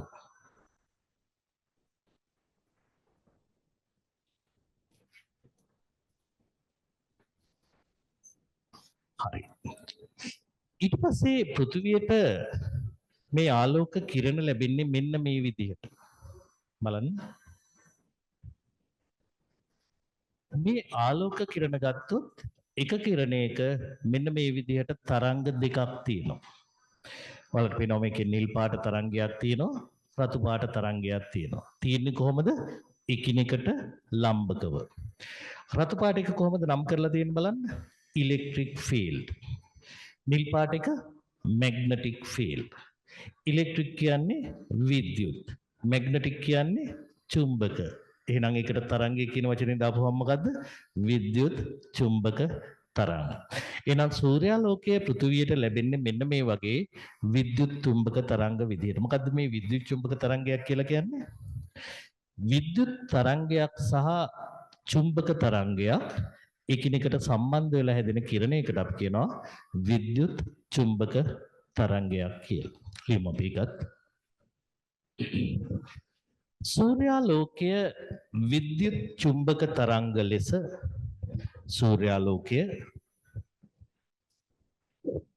විද්‍යුත් චුම්බක තරංග ලෙස විද්‍යුත් චුම්බක තරංග ලෙස පෘථිවියට ලැබේ. විද්‍යුත් චුම්බක තරංග ලෙස පෘථිවියට ලැබේ. දෙකම ලියන්නේ වාක්‍යයට. එහි පහත රූපේ පරිදි එහි පහත රූපේ පරිදි විද්‍යුත් තරංගයක් සහ විද්‍යුත් තරංගයක් සහ චුම්බක තරංගයක් විද්‍යුත් තරංගයක් සහ චුම්බක තරංගයක් එකිනෙකට ලම්බකව පිහිටයි. විද්‍යුත් තරංගයක් සහ චුම්බක තරංගයක් එකිනෙකට ලම්බකව පිහිටයි.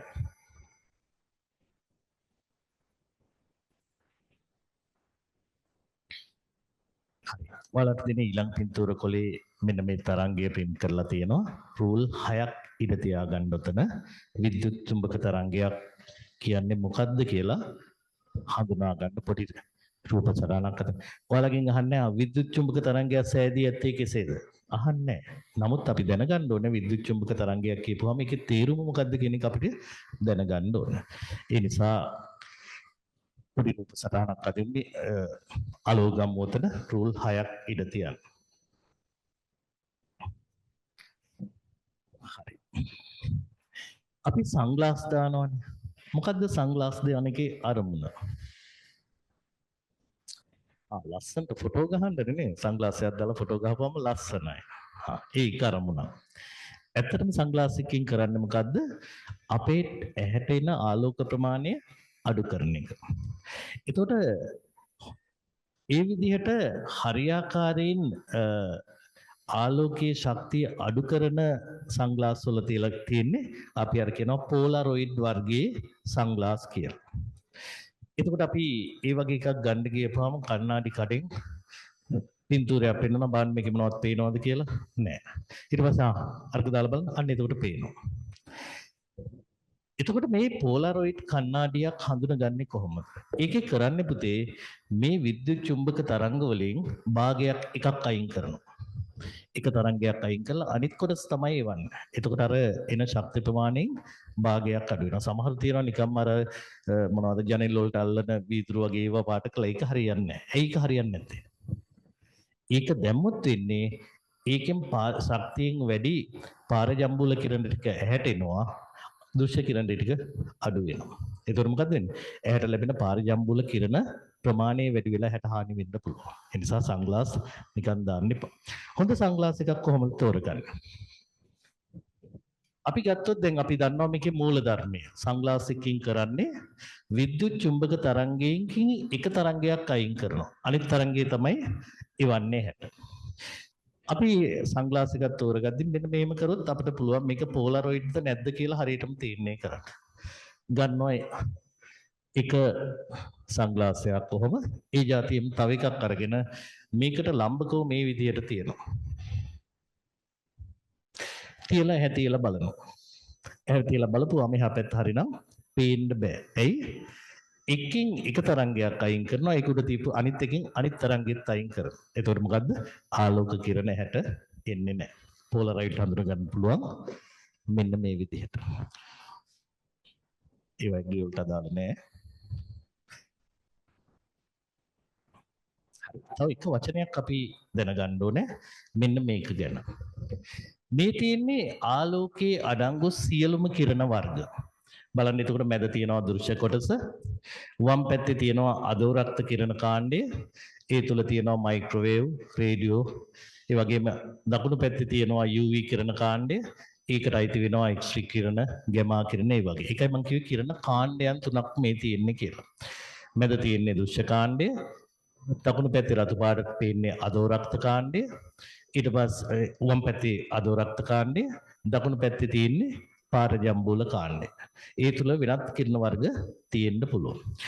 එතකොට මේ විදිහට සූර්යාලෝකයේ තියෙන සියලුම කිරණ වර්ගවල එකතු අපි ගත්තොත් ඒකට විශේෂ නමක් කියනවා.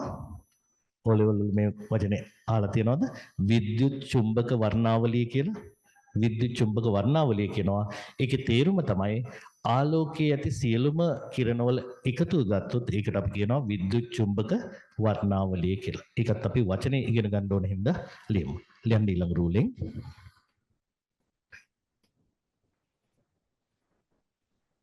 ආලෝකයේ ඇති සියලු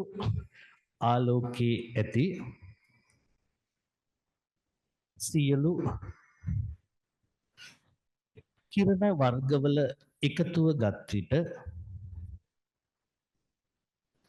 ආලෝකයේ ඇති සියලු කිරණ වර්ගවල එකතුව ගත් විට එය විද්‍යුත් චුම්බක වර්ණාවලිය ලෙස හඳුන්වයි. එය විද්‍යුත් චුම්බක වර්ණාවලිය ලෙස විද්‍යුත් චුම්බක වර්ණාවලිය ලෙස හඳුන්වයි.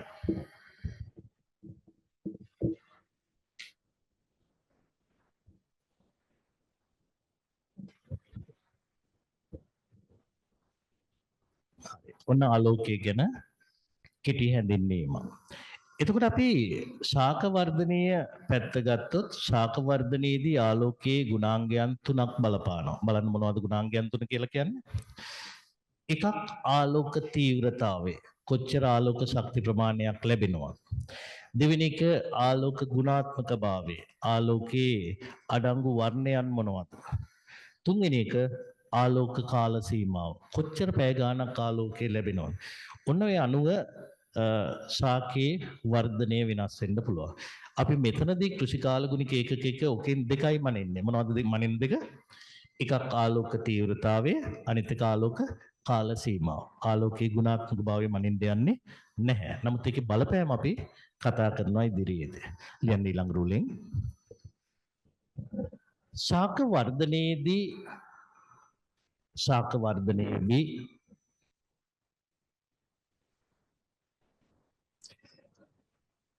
ආලෝකයේ ගුණාංගයන් තුනක් බලපායි.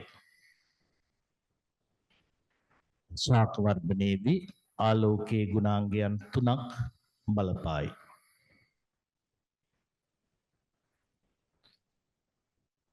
එනම් මේ ස්ක්‍රීන් එකේ පේන විදිහටම අපි සටහන් කරගමු.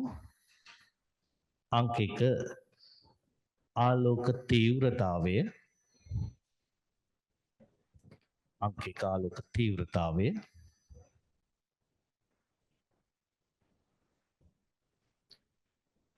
අංක 2 ආලෝක ගුණාත්මක භාවය.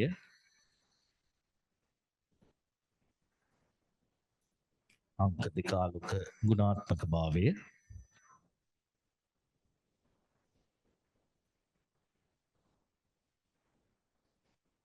අංක 3 ආලෝක කාල සීමාව.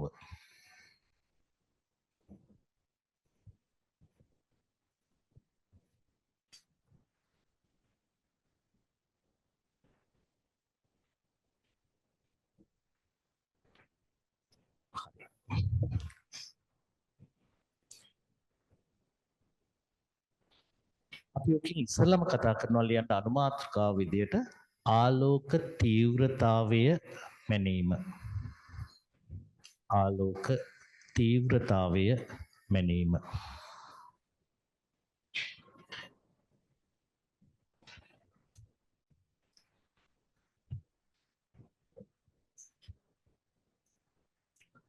ආලෝක තීව්‍රතාවය මැනීම. මං ඔයාලගේ ආරක්ෂාවට පොඩි කාරණයක් කියන්නම්. මීට සති 3කට විතර කලින් මම දන්නතුරට මිස් කෙනෙක් නැගලා තියෙනවා කුරුණෑගල බස් ස්ටෑන්ඩ් එකෙන් බස් එකට. හරිද? බස් එකේ වාඩි වෙලා ඉන්නකොට එහා පැත්තේ හිටපු කාන්තාවගේ චේන් එක කඩාගෙන දුවලා. චේන් එක කඩාගෙන දුවලා. ඔව්. ඒ නිසා දරුවනේ මේවා ඒක වෙච්ච පළවෙනි සැරේ නෙමෙයි.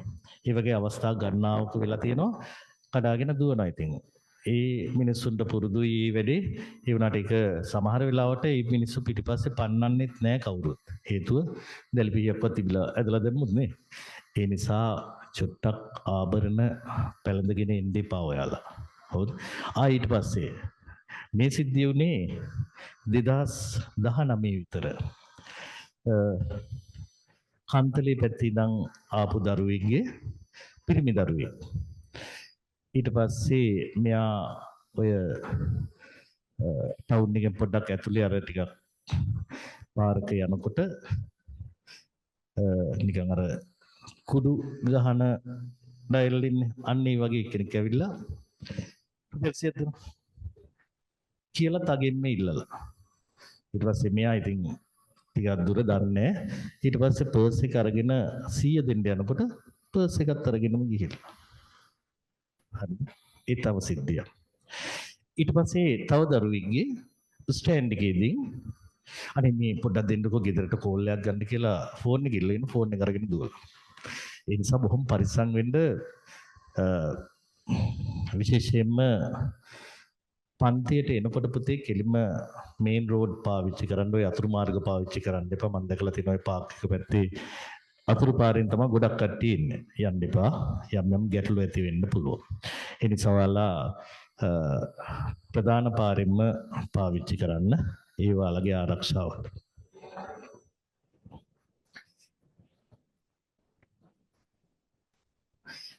FB කියන මම දැක්ක අර වීඩියෝ එකක් යනවා චීන් එක කඩාගෙන යන්න ගිහිල්ලා ඉතින් අල්ලගෙන ගස් බැඳලා අන්න වෙන්න ඕන වැඩ. හරි. අපි නම් බලමු මොකද්ද ආලෝක තීව්‍රතාවය කියලා කියන්නේ. ආලෝක තීව්‍රතාවය අපිට ක්‍රම කීපයකට හඳුන්වන්න පුළුවන්. මේ තියෙන උඩ එක ක්‍රමයක්. ඒකක කාලයක් තුල පතනය වන ආලෝක ප්‍රමාණය. මේකේ තව ආවනම් හරි වචනයක් ඒකක කාලයක් තුල ඒකක ක්ෂේත්‍රඵලයකට කියලා ආවනම් තමයි හරියටම අර්ථ දැක්වීම එන්නේ. මොකද ඒකකයේ වෙන්නේ මොකද වර්ග මීටරයට වොට් නිසා. ඒකක කාලයක් තුල ඒකක ක්ෂේත්‍රඵලයකට පතනය වන ආලෝක ප්‍රමාණයට අපි කියනවා ආලෝක තීව්‍රතාවය. එහෙම නැත්නම් තව විදිහකට මේක අර්ථ දක්වන්න පුළුවන් ආලෝකයේ අඩංගු ශක්ති ප්‍රමාණය ආලෝක තීව්‍රතාවය කියලා කියන්නත් පුළුවන්. ඔය දෙකෙන් කැමති විදිහකට අපිට අර්ථ දක්වන්න පුළුවන් ආලෝක තීව්‍රතාවය. අපි ඉස්සෙල්ලාම අර්ථ දැක්වීම ලියන්න. ඒකක කාලයක් තුල ඒකක කාලයක් තුල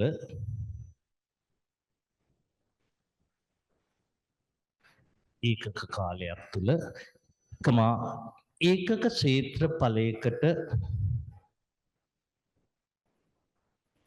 ඒකක කාලයක් තුල ඒකක ක්ෂේත්‍රඵලයකට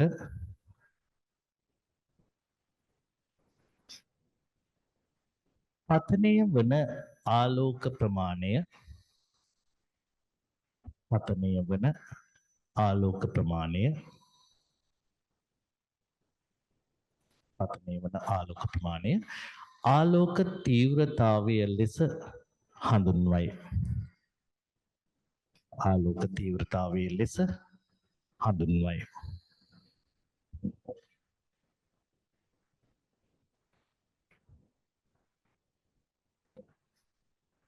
ඒ කාලය තුළ එක ක්ෂේත්‍රඵලයකට පතනය වන ආලෝක ප්‍රමාණය ආලෝක තීව්‍රතාවය කියන්න පුළුවන්.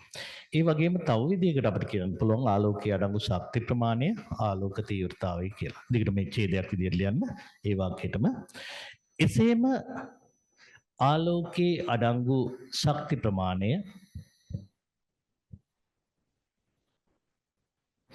එසේම ආලෝකයේ අඩංගු ශක්ති ප්‍රමාණය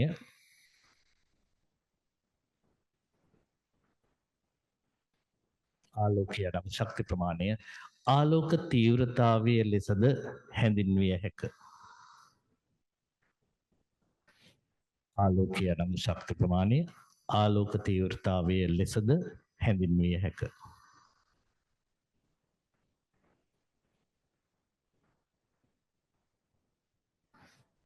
හරි. අපි යම්කිසි දෙයක් මනිනකොට ඒකකයක් පාවිච්චි කරනවා. ආලෝක තීව්‍රතාවයටත් තියෙනවා ඒකකයක්. SI ඒකකය තමා වර්ග මීටරයට වොට්. වර්ග මීටරයට වොට්. මේ SI ඒකකය. හැබැයි අපි දන්නවා අපි දැන් ග්‍රෑම් කිලෝග්‍රෑම් පාවිච්චි කරනවා. තාම යුරෝපේ පාවිච්චි කරන්නේ මොනවද? රාත්තල් අවුන්ස එයාලා තාම පාවිච්චි කරන්නේ. ඒ වගේ යුරෝපීය රටවල පාවිච්චි කරනවා ඒකකයක් ලක්ස්. ඇඟේ ගන්නව නෙමෙයි. ලක්ස් කියන එකකේනොත් මනිනවා. එහෙනම් අපිට ගන්න පුළුවන් ආලෝක තීව්‍රතාවයේ මනින එකක දෙවර්ගයක් තියෙනවා. මොනවද? වර්ග මීටරයට වොට්. ඒක තමයි SI ඒකකය. ලක්ස් කියලා පාවිච්චි කරනවා යුරෝපීය රටවල. ලියමු අපි ඊළඟ රූලේ. ආලෝක තීව්‍රතාවයේ මනින ඒකක දෙකකි. ආලෝක තීව්‍රතාවයේ මනින ඒකක දෙකකි. ආලෝක තීව්‍රතාවයේ මනින ඒකක දෙකකි. SI එකකය කියලා ඉස්සරහට ඊතලයක් දාලා ලියන්න වර්ග මීටරයට වොට්. SI එකකය වර්ග මීටරයට වොට්.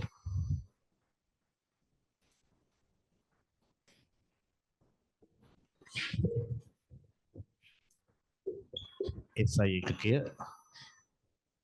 වර්ග මීටරයට වොට්. ඊට පස්සේ දෙවෙනි එකකය තමයි ලක්ස්.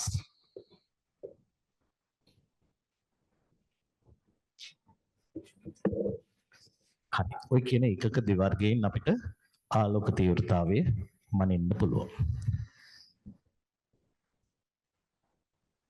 හරි. දැන් බලමු මොකද්ද ආලෝක තීව්‍රතාවය මනින්න පාවිච්චි කරන උපකරණය. එක එක ආකාරයේ සූර්ය විකිරණමාන තියෙනවා. අර එහා පැත්තේ තියෙන ජංගම එකක්, ඩිජිටල් එකක්. මෙහා පැත්තේ තියෙන්නේ යාන්ත්‍රිකව ක්‍රියා කරන එකක්. මේ තියෙන්නේ සාමාන්‍ය කාලගුණික ඒකකයක තියෙන සූර්ය විකිරණමානයක්. සූර්ය විකිරණමානය. දැන් බලන්න පුතේ ඔයාලගේ පින්තූර කොලේ මේ පින්තූරේ තියෙනවා. එතකොට ඔන්ලයින් පුතේ පින්තූර කොලේ දාලා තියෙනවා print කරගන්න. අපි පින්තූර අලව ගන්න ඉඩ තියාගෙන නෝට් එක කරගෙන යමු.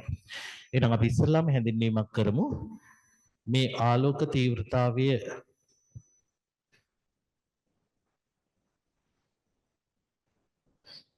ඔන්ලයින් අයට පුතේ එනවද බලන්න. ඔන්ලයින් අය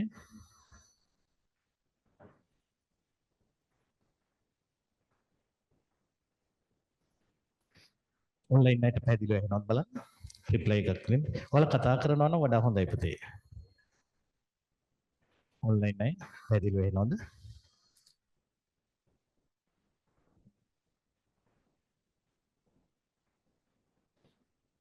හරි. අපි නම් උපකරණය ගැන ලියලා උපකරණයේ පින්තූරය එතන අලෝ ගමු. ලියන්න. ආලෝක තීව්‍රතාවය මැනීමට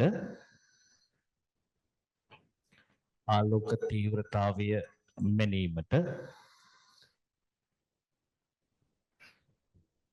සූර්ය විකිරණමානය යොදා ගනී. සූර්ය විකිරණමානය යොදා ගනී.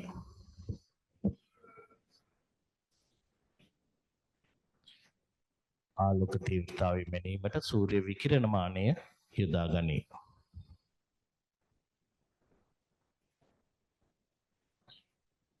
සූර්ය විකිරණමානය. දැන් පුතේ ඔතන රූල් 6ක් වගේ ඇති මං හිතන්නේ ওই පින්තූරෙට රූල් 6ක් ඉඩ තියාගන්න පින්තූරය අලව ගන්න. එතකොට මේ පින්තූරේ ගාව ඔයාලා ලියා ගන්න සූර්ය විකිරණමානය. එක පින්තූරය අනිත් පැත්තේ සූර්ය විකිරණමානය කියලා ලියන්න.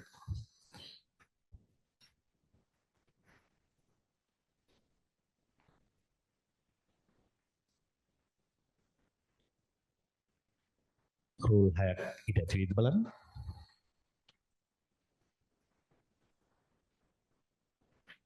ඉඩ ඇතිනේ. හරි. ඔන්ලයින් එකේ රූල් 6ක් ඉඩ තියාගන්න මේ පින්තූරය අඳගන්න. හරි. ඊට පස්සේ අපිට මේකේ ක්‍රියාකාරීත්වය ගැන දැනගන්න ඕන. දකුණු පැත්තේ පෙන්වන්නේ ක්‍රියාකාරීත්වය. මේකේ උඩ ඔයාලට පේනවා වීදුරු ආවරණයක් තියෙන්නේ. මේ වීදුරු ආවරණය තුලින් ආලෝකය ඇතුල් වෙනවා. ඇතුල් වෙලා උපකරණය තුල තියෙනවා ද්විලෝහ පටියක්. ද්විලෝහ පටිය කියන එක දන්නවනේ. ලෝහ දෙවර්ගයක් පටි එකිනෙකට රිවර්ට් කරලා තමයි හදලා තියෙන්නේ. ඊට පස්සේ සූර්යාලෝකය ඒ ද්විලෝහ පටියට වැටෙනකොට මොකද වෙන්නේ? ඒ ද්විලෝහ පටිය රත් වෙනවා. අපි දන්නවා ද්විලෝහ පටියක් රත් වෙනකොට ඒ ලෝහ දෙවර්ගයේ ප්‍රසාරණතාවයන් එකිනෙකට වෙනස් නිසා එක පැත්තකට වක්‍ර වෙනවා. මතක ඇති විද්‍යාගාරයේදී ඔයාලා මේ වගේ පරීක්ෂණයක් කරලා තියෙනවා. ද්විලෝහ පටියක් කියලා කියන්නේ ලෝහ දෙවර්ගයකින් හදපු පටියක්. හුඟක් වෙලාවට ගන්නේ කොපර් සහ ඇලුමිනියම්. මේක අපි රත් කරපුවාම මොකද වෙන්නේ? එක එක ලෝහයේ ප්‍රසාරණීය වීම වෙනස්. අපි හිතමු උඩ ඉන්න එක්කෙනා වැඩිපුර ප්‍රසාරණය වෙනවා. ඒ කියන්නේ වැඩිපුර ඇදෙනවා. යට ඉන්න එක්කෙනා අඩුවෙන් ප්‍රසාරණය වෙන්නේ. එහෙනම් මෙන්න මේ විදිහට වක්‍රතාවය ඇති වෙනවා රත් කරපුවා. මොකද උඩින් ඉන්න වැඩිපුර ප්‍රසාරණය වෙනස. ඔන්න ඔය වගේ සීන් එකක් තමයි තියෙන්නේ මේ ගැජට් එක ඇතුළේ. එහෙනම් සූර්යාලෝකය වැටෙනවා. එතකොට රත් වෙලා මේ පටිය වක්‍ර වෙනවා. ඊට පස්සේ මේකට හයි කරලා තියෙනවා ලීවර පද්ධතිය. ඒකෙන් පෙන්නනවා මීටරයක කටුව එහාට මෙහාට ගිහින්. ඕක තමයි සාම්ප්‍රදායිකව පාවිච්චි කරන විකිරණ මානය. එතකොට මේකේ ද්විලෝහ පැටියක් තියෙනවා කියන එක අපි දැනගන්න ඕනේ. අනුමාත්‍රකාව ලියන්න ක්‍රියාකාරීත්වය.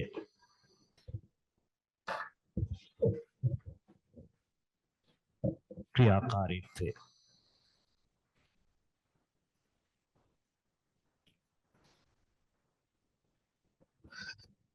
ක්‍රියාකාරීත්වය. අපි බොහෝම කෙටියෙන් විස්තර කරමු. ලියන්න. මෙම උපකරණය තුල ඇති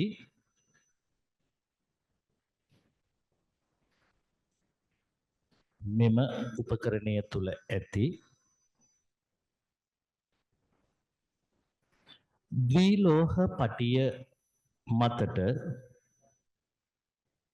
මෙම උපකරණය තුල ඇති ද්විලෝහ පටිය මතට සූර්යාලෝකය පතනය වූ විට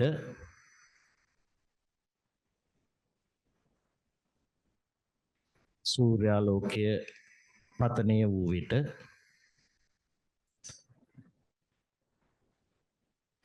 එය රත් වීම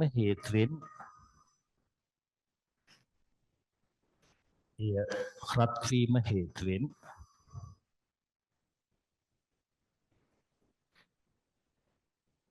වක්‍රතාවයක් ඇතිවේ. එය රත් වීම හේතුවෙන් වක්‍රතාවයක් ඇතිවේ.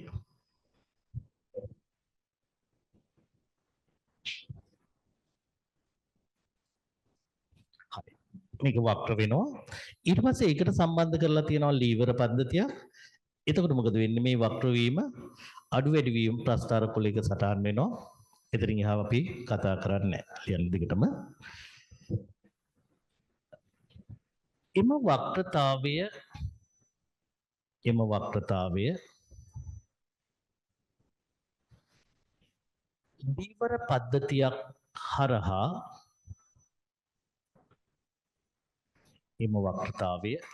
ලීවර පද්ධතියක් හරහා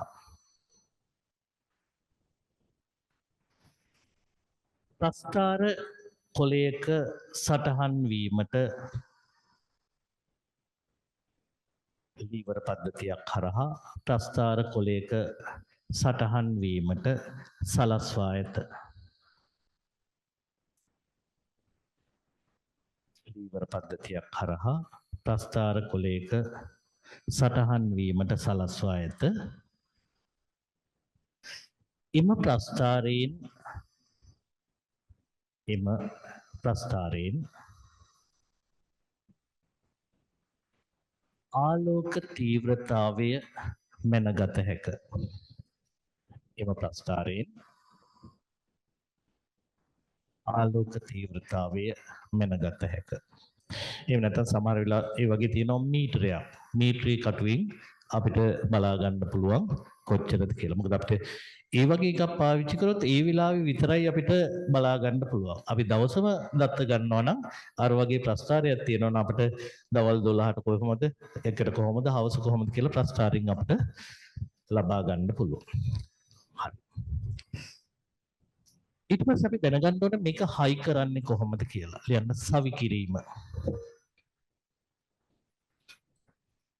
සවිකිරීම.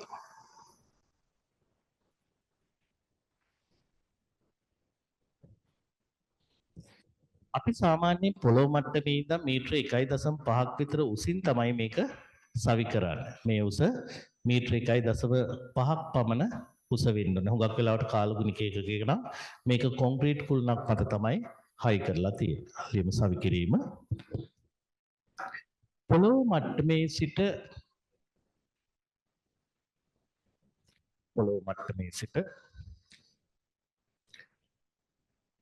මීටර 1.5ක් පමණ ඉහළින් පොළොව මට්ටමේ සිට මීටර 1.5ක් පමණ ඉහළින් සවිකල යුතුයි. අපි සොට්පඩගෙන මීටර 1.5ක් පමණ ඉහළින් කොන්ක්‍රීට් කුළුණක් මත සවිකල යුතුය.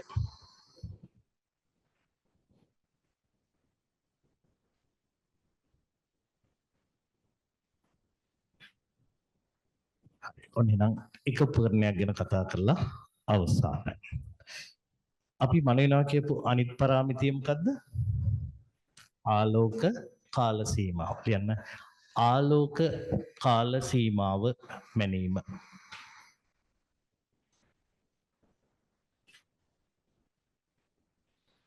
ආලෝක කාල සීමාව මැනීම.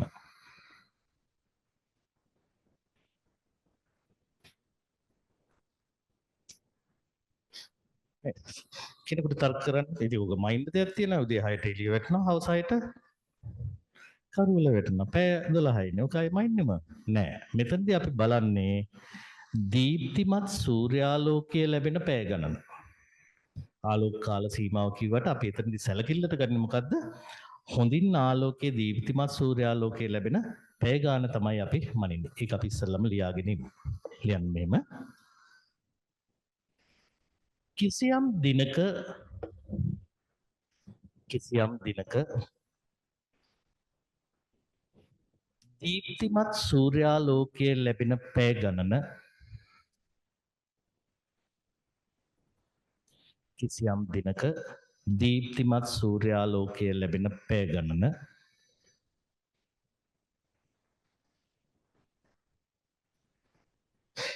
ආලෝක කාල සීමාව ලෙස කිසියම් දිනක දීප්තිමත් සූර්යාලෝකයේ ලැබෙන පැය ගණන ආලෝක කාල සීමාව ලෙස සලකයි. ආලෝක කාල සීමාව ලෙස සලකයි.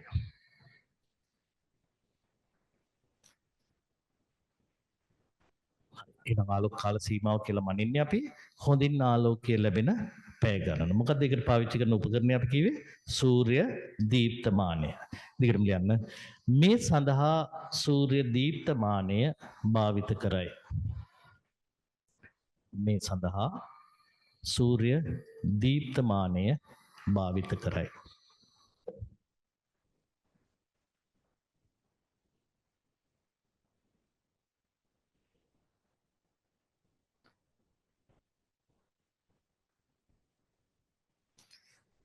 හරි. මේ තියෙන්නේ සූර්ය දීප්තමානය.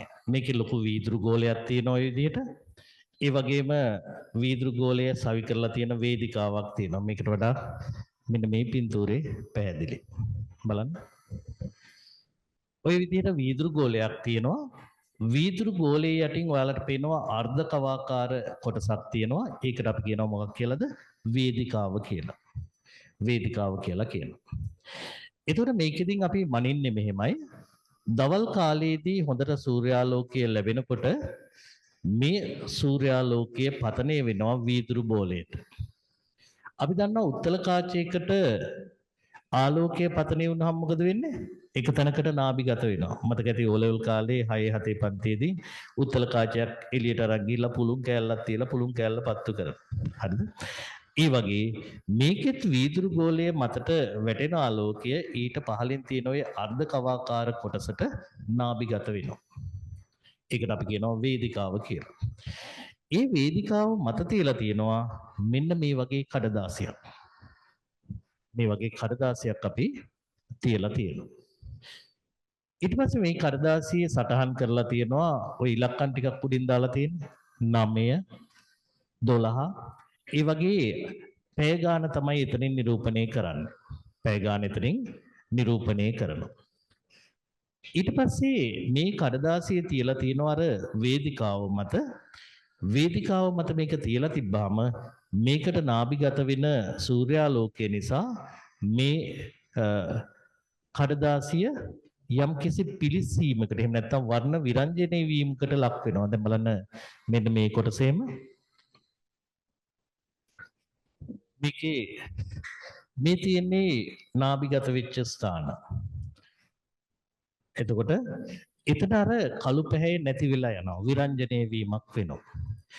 අපි බලන්නේ මේ විදිහට මේ කඩදාසි අර වේදිකාවෙන් තියලා අපි බලනවා මේ පිලිස්සුම් සලකුණු දිහා.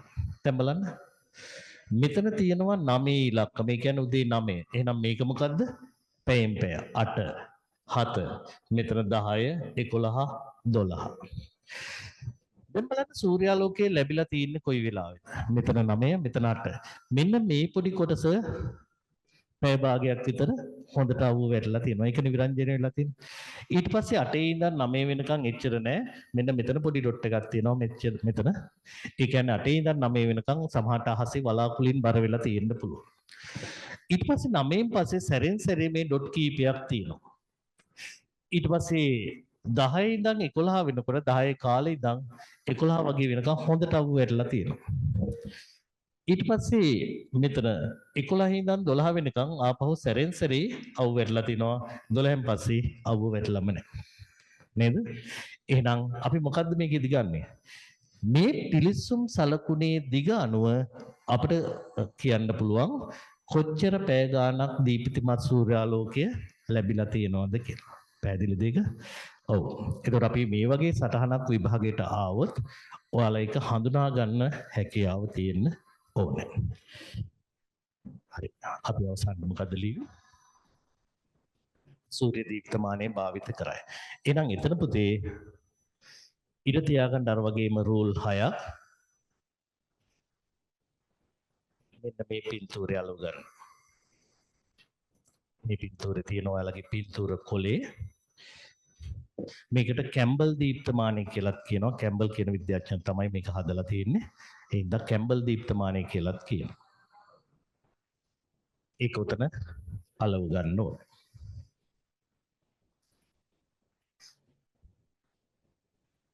හරි. ඊට පස්සේ අපි රූල් 6ක් ඉඩ තියලා 6ක් ඇතිනේ. රූල් 6ක් ඇතිනේ.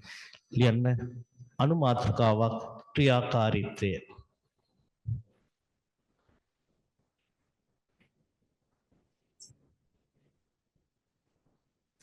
ක්‍රියාකාරීත්වය.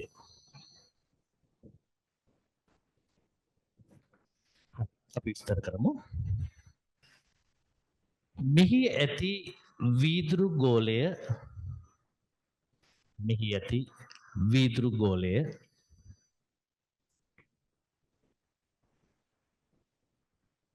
මෙහි ඇති වීදුරු ගෝලය මතට පතිත වන ආලෝකය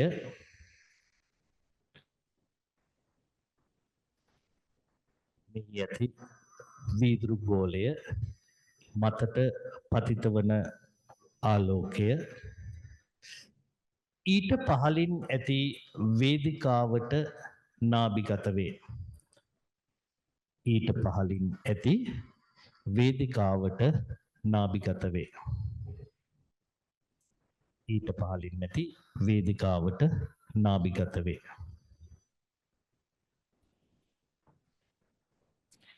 ඒක අපි සරල රූප සටහනකින් ඇඳලා පෙන්නමු.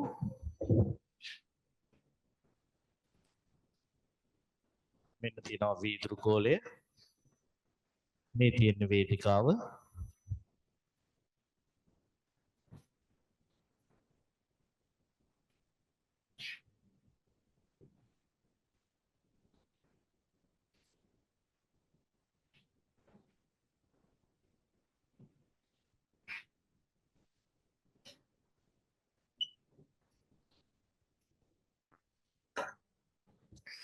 ඊට පස්සේ වේදිකාව මත තමයි අපි තියලා තියෙන්නේ විශේෂිත කඩදාසිය. ඒක මම නිල් පාටින් අඳින්නම්. වේදිකාව මත මේ විදිහට අපි තියලා තියෙනවා අර විශේෂිත කඩදාසිය.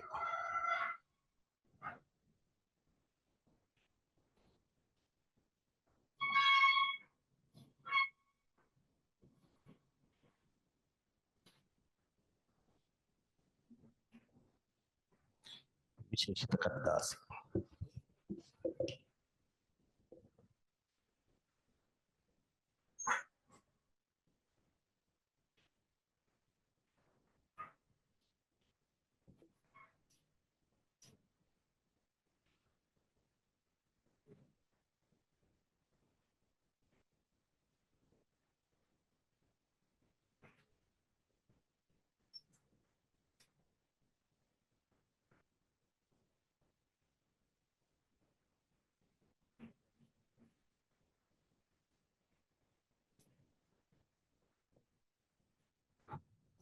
ඇද්ද වෙලාව? හරි. දැන් මොකද වෙන්නේ? මේකට ආලෝකයේ පතනය වෙනවත් අඳින්න එපා නාභිගත වෙනවා. අඳින්න. ආලෝකයෙන් වැටෙනවා මේකට. මෙන්න මේවා නාභිගත වෙනවා.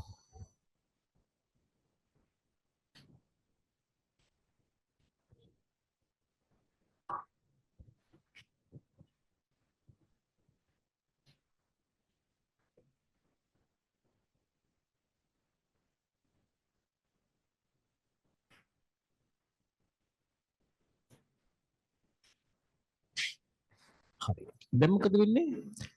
අපි වේදිකාව මත තියලා තියෙනවා මේ විශේෂිත කඩදාසිය.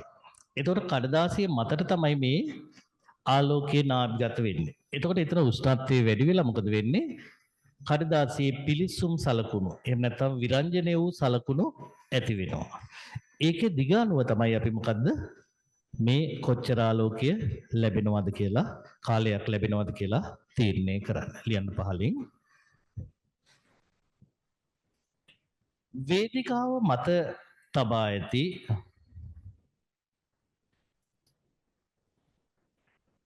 වේදිකාව මත තබා ඇති පහත ආකාරයේ විශේෂිත කඩදාසිය මතට වේදිකාව මත තබා ඇති පහත ආකාරයේ විශේෂිත කඩදාසිය මතට ආලෝකයේ නාභිගත වීම හේතුවෙන්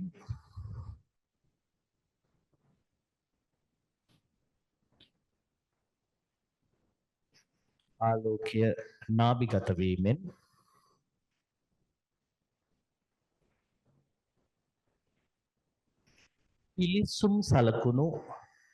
පිලිසුම් සලකුණු වරන් ඇතුලේ එකට අපිට විරංජනේ කියලා කියන්නත් පුළුවන්. කළු පාට නැතුව ගිහිල්ලා තියෙනවා. පාට පිච්චිලා. විරංජනේ වී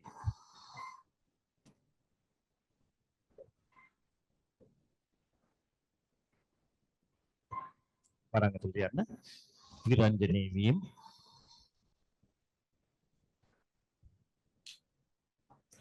විරංජනේ වරන් වන්න හටගනී. විරංජනේ වීම හටගනී. දිගටම යන්න. එහි දිග අණුව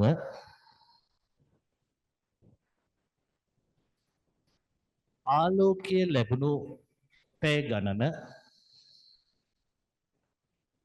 එහි දිග අණුව ආලෝකයේ ලැබුණු පැය ගණන හඳුනාගත හැක. ආලෝකයේ ලැබුණු පැය ගණන හඳුනාගත හැක.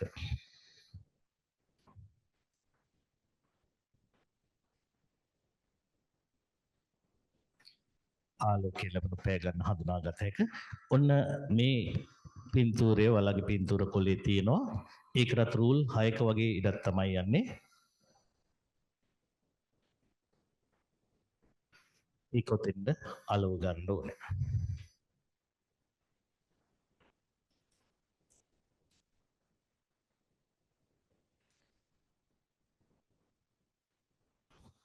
ඔන්න නම් සූර්ය දිවිතමානය. ඊට පස්සේ මේක හයි කරන හැටිත් අපි දැනගන්න ඕන.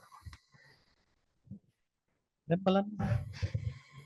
මේකේ වේදිකාව මට කියන්න කොයි දිශාව ඔස්සේද තියෙන්න ඕනේ. වේදිකාව ඔය අපිට කැමති පැත්තකට දාලා හරියනවද? එහෙම නැත්නම් දිශාවක් තියෙන්න ඕනද? දිශාවක් තියෙන්න ඕන නම් මොකද්ද දිශාව? අපි නිකන් මෙහෙම හිතමු. නැගෙනහිරින් උදේට ඉර පායලා එනකොට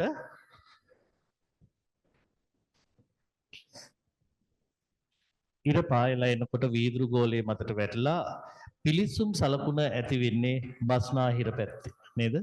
ඒ මෙහින් එළිය එනවා. එතකොට ආලෝකේ නාභිගත වෙලා බස්නාහිර පැත්තට තමයි නාභිගත වෙන්නේ.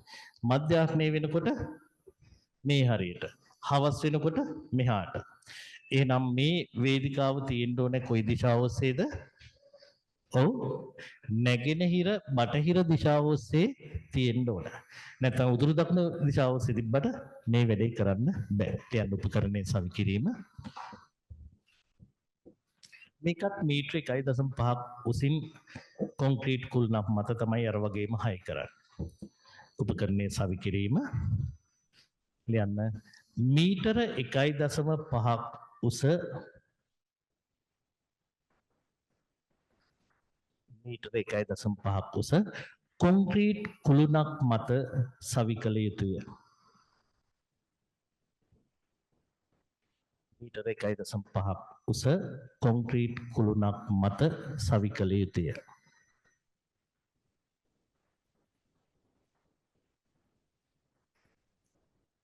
ඒ එක සැලකිල්ලට ගන්න ඕනේ කරුණක්. ඊළඟ රූලෙන් ලියන්න. උපකරණයේ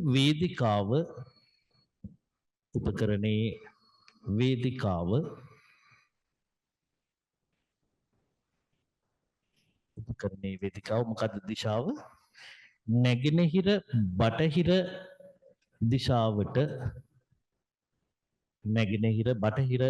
දිශාවට පැවතිය යුතුය. නැගෙනහිර බටහිර දිශාවට පැවතිය යුතුය. හරි. ඔන්න ඔතනින් අපි අවසන් කරනවා ආලෝකයේ මිනුම් ලබා ගැනීම. අපි උපකරණ දෙකක් ගැන කතා කරා. මොකද්ද උපකරණ දෙක? එකක් සූර්ය විකිරණ මානය, අනිත් එක සූර්ය දීප්ත මානය. හරි.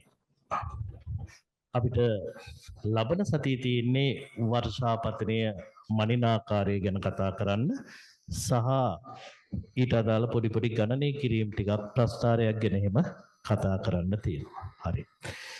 පුතේ ගෲප් එකට සම්බන්ධ වෙන්න මම කොහොමවත් මේ වීඩියෝ ටික YouTube දාලා ගෲප් එකට දානවා. මොකක් හරි වලට අපහැදිලි තැනක් මොකක් හරි තිබ්බොත් ආපහු බලන්න පුළුවන්. ගෲප් එකට සම්බන්ධ වෙන්න මේ තියෙන්නේ මගේ නම්බර එක 071 18017 229. ඊට පස්සේ අපි පන්ති කෝඩිනේට් කරන කුමාරයාගේ නම්බර එක 071 676යි 9008. මේ කුමාර